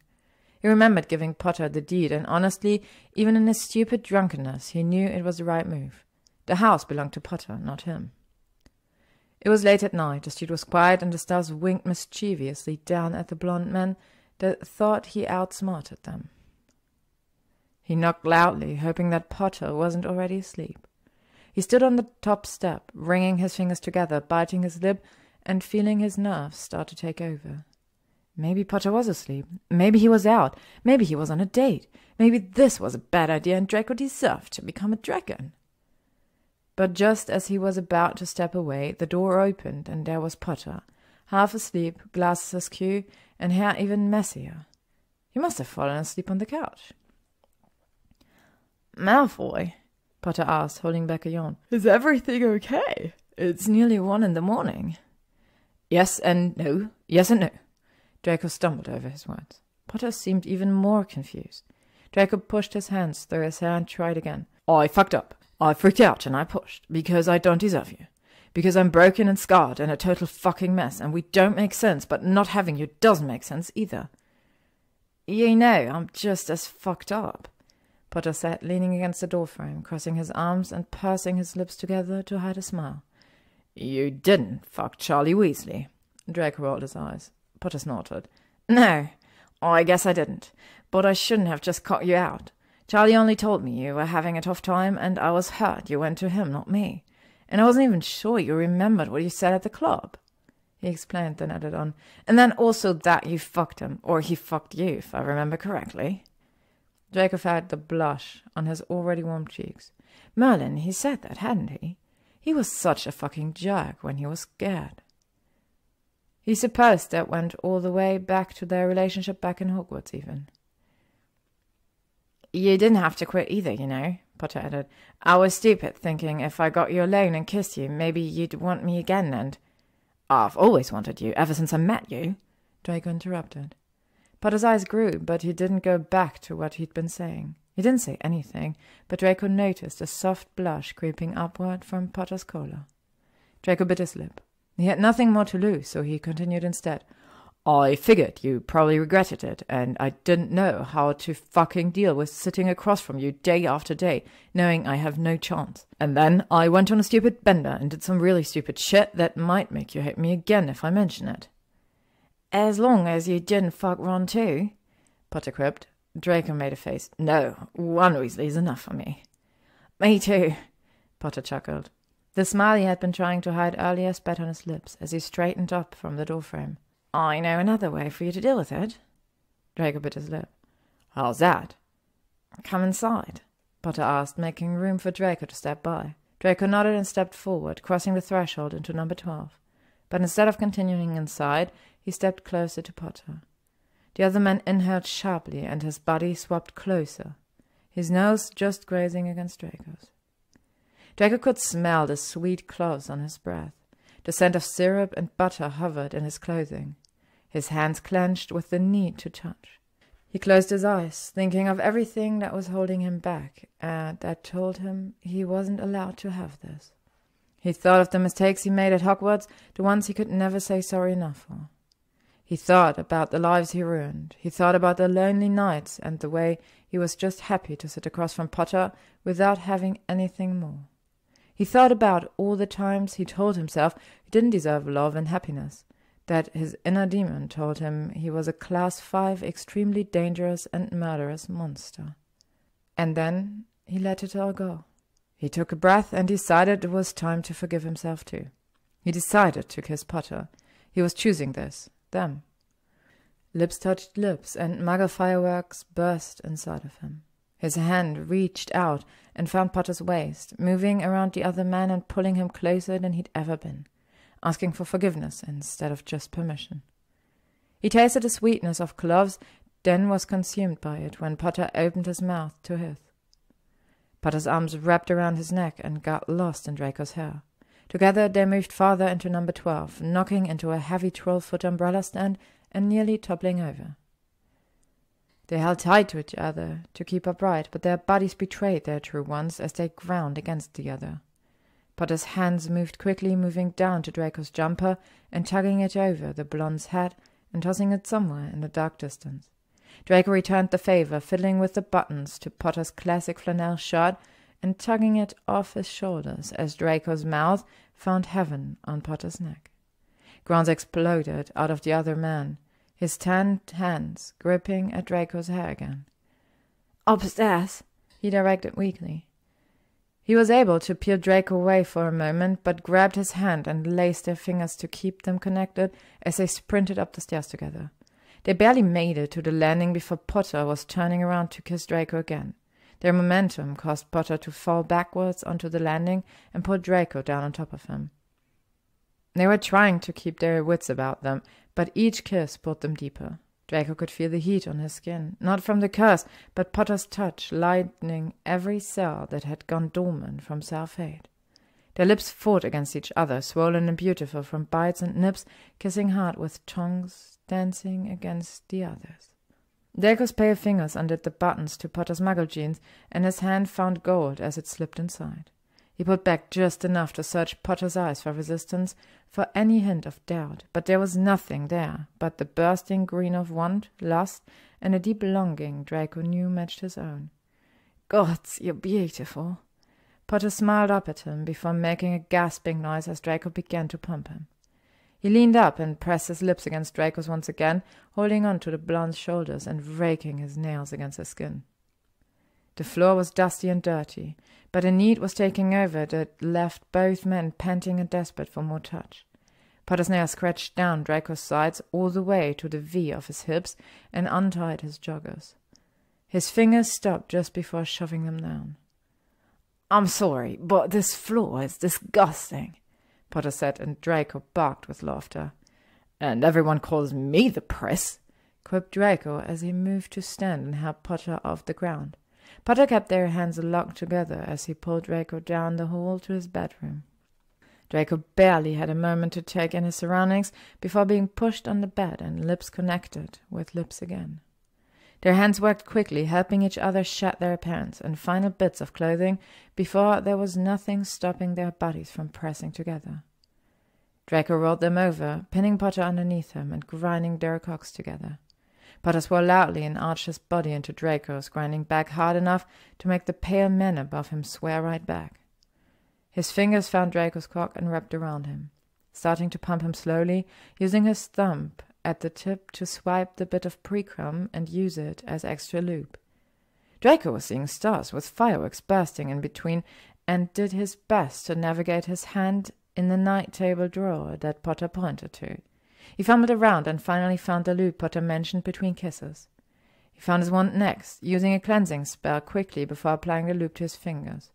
As much as he wanted Potter, he took his time, teasing the right spot, circling with his fingers before pressing inside and making the men under him moan his name. He moved slowly, letting Potter relax and adjust before adding a second, and began to move them together.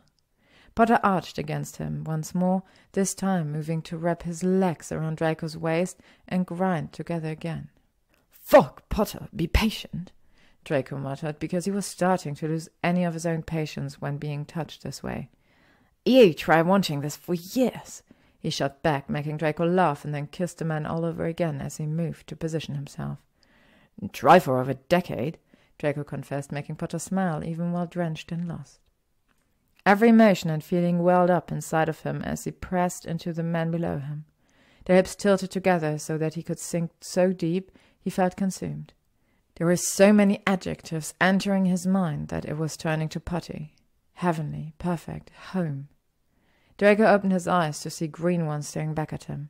Potter's breath was shallow as he adjusted, slowly rolling his hips to get more and more to sink into him, but there was a smile still there. He looked like he melted. That was where he belonged. He looked like love.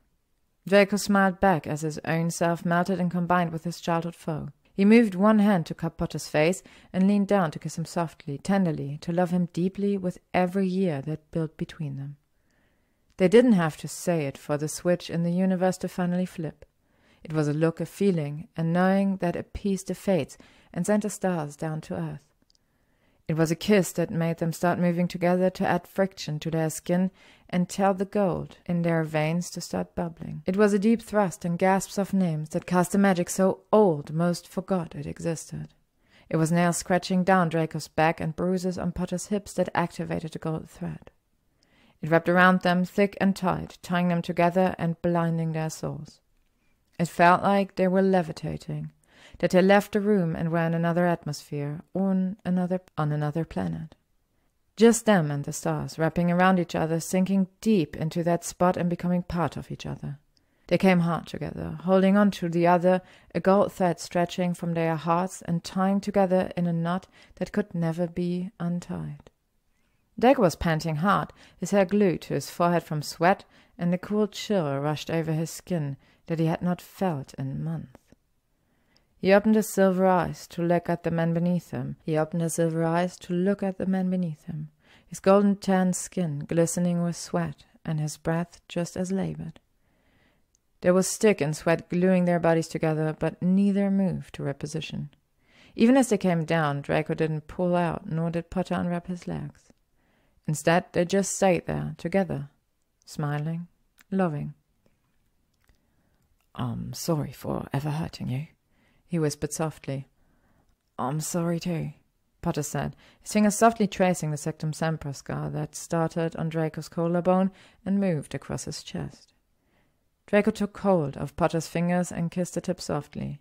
In turn, Potter leaned up and kissed Draco fully with a true love's kiss so tender it slayed a dragon. 0. Morning sun drifted through a crack in the curtains, awakening Draco to an empty bed. Slowly he peeled himself from under the covers and found his joggers on the floor. The night had continued into the early hours, more kissing, more touching, more learning and discovering. He shuffled from the room and down the dank stairs, chuckling as he found his and Potter's shirt thrown over the railing. His body was sore from when he did let Potter bend him over the dresser, though he would not be telling Pansy about that.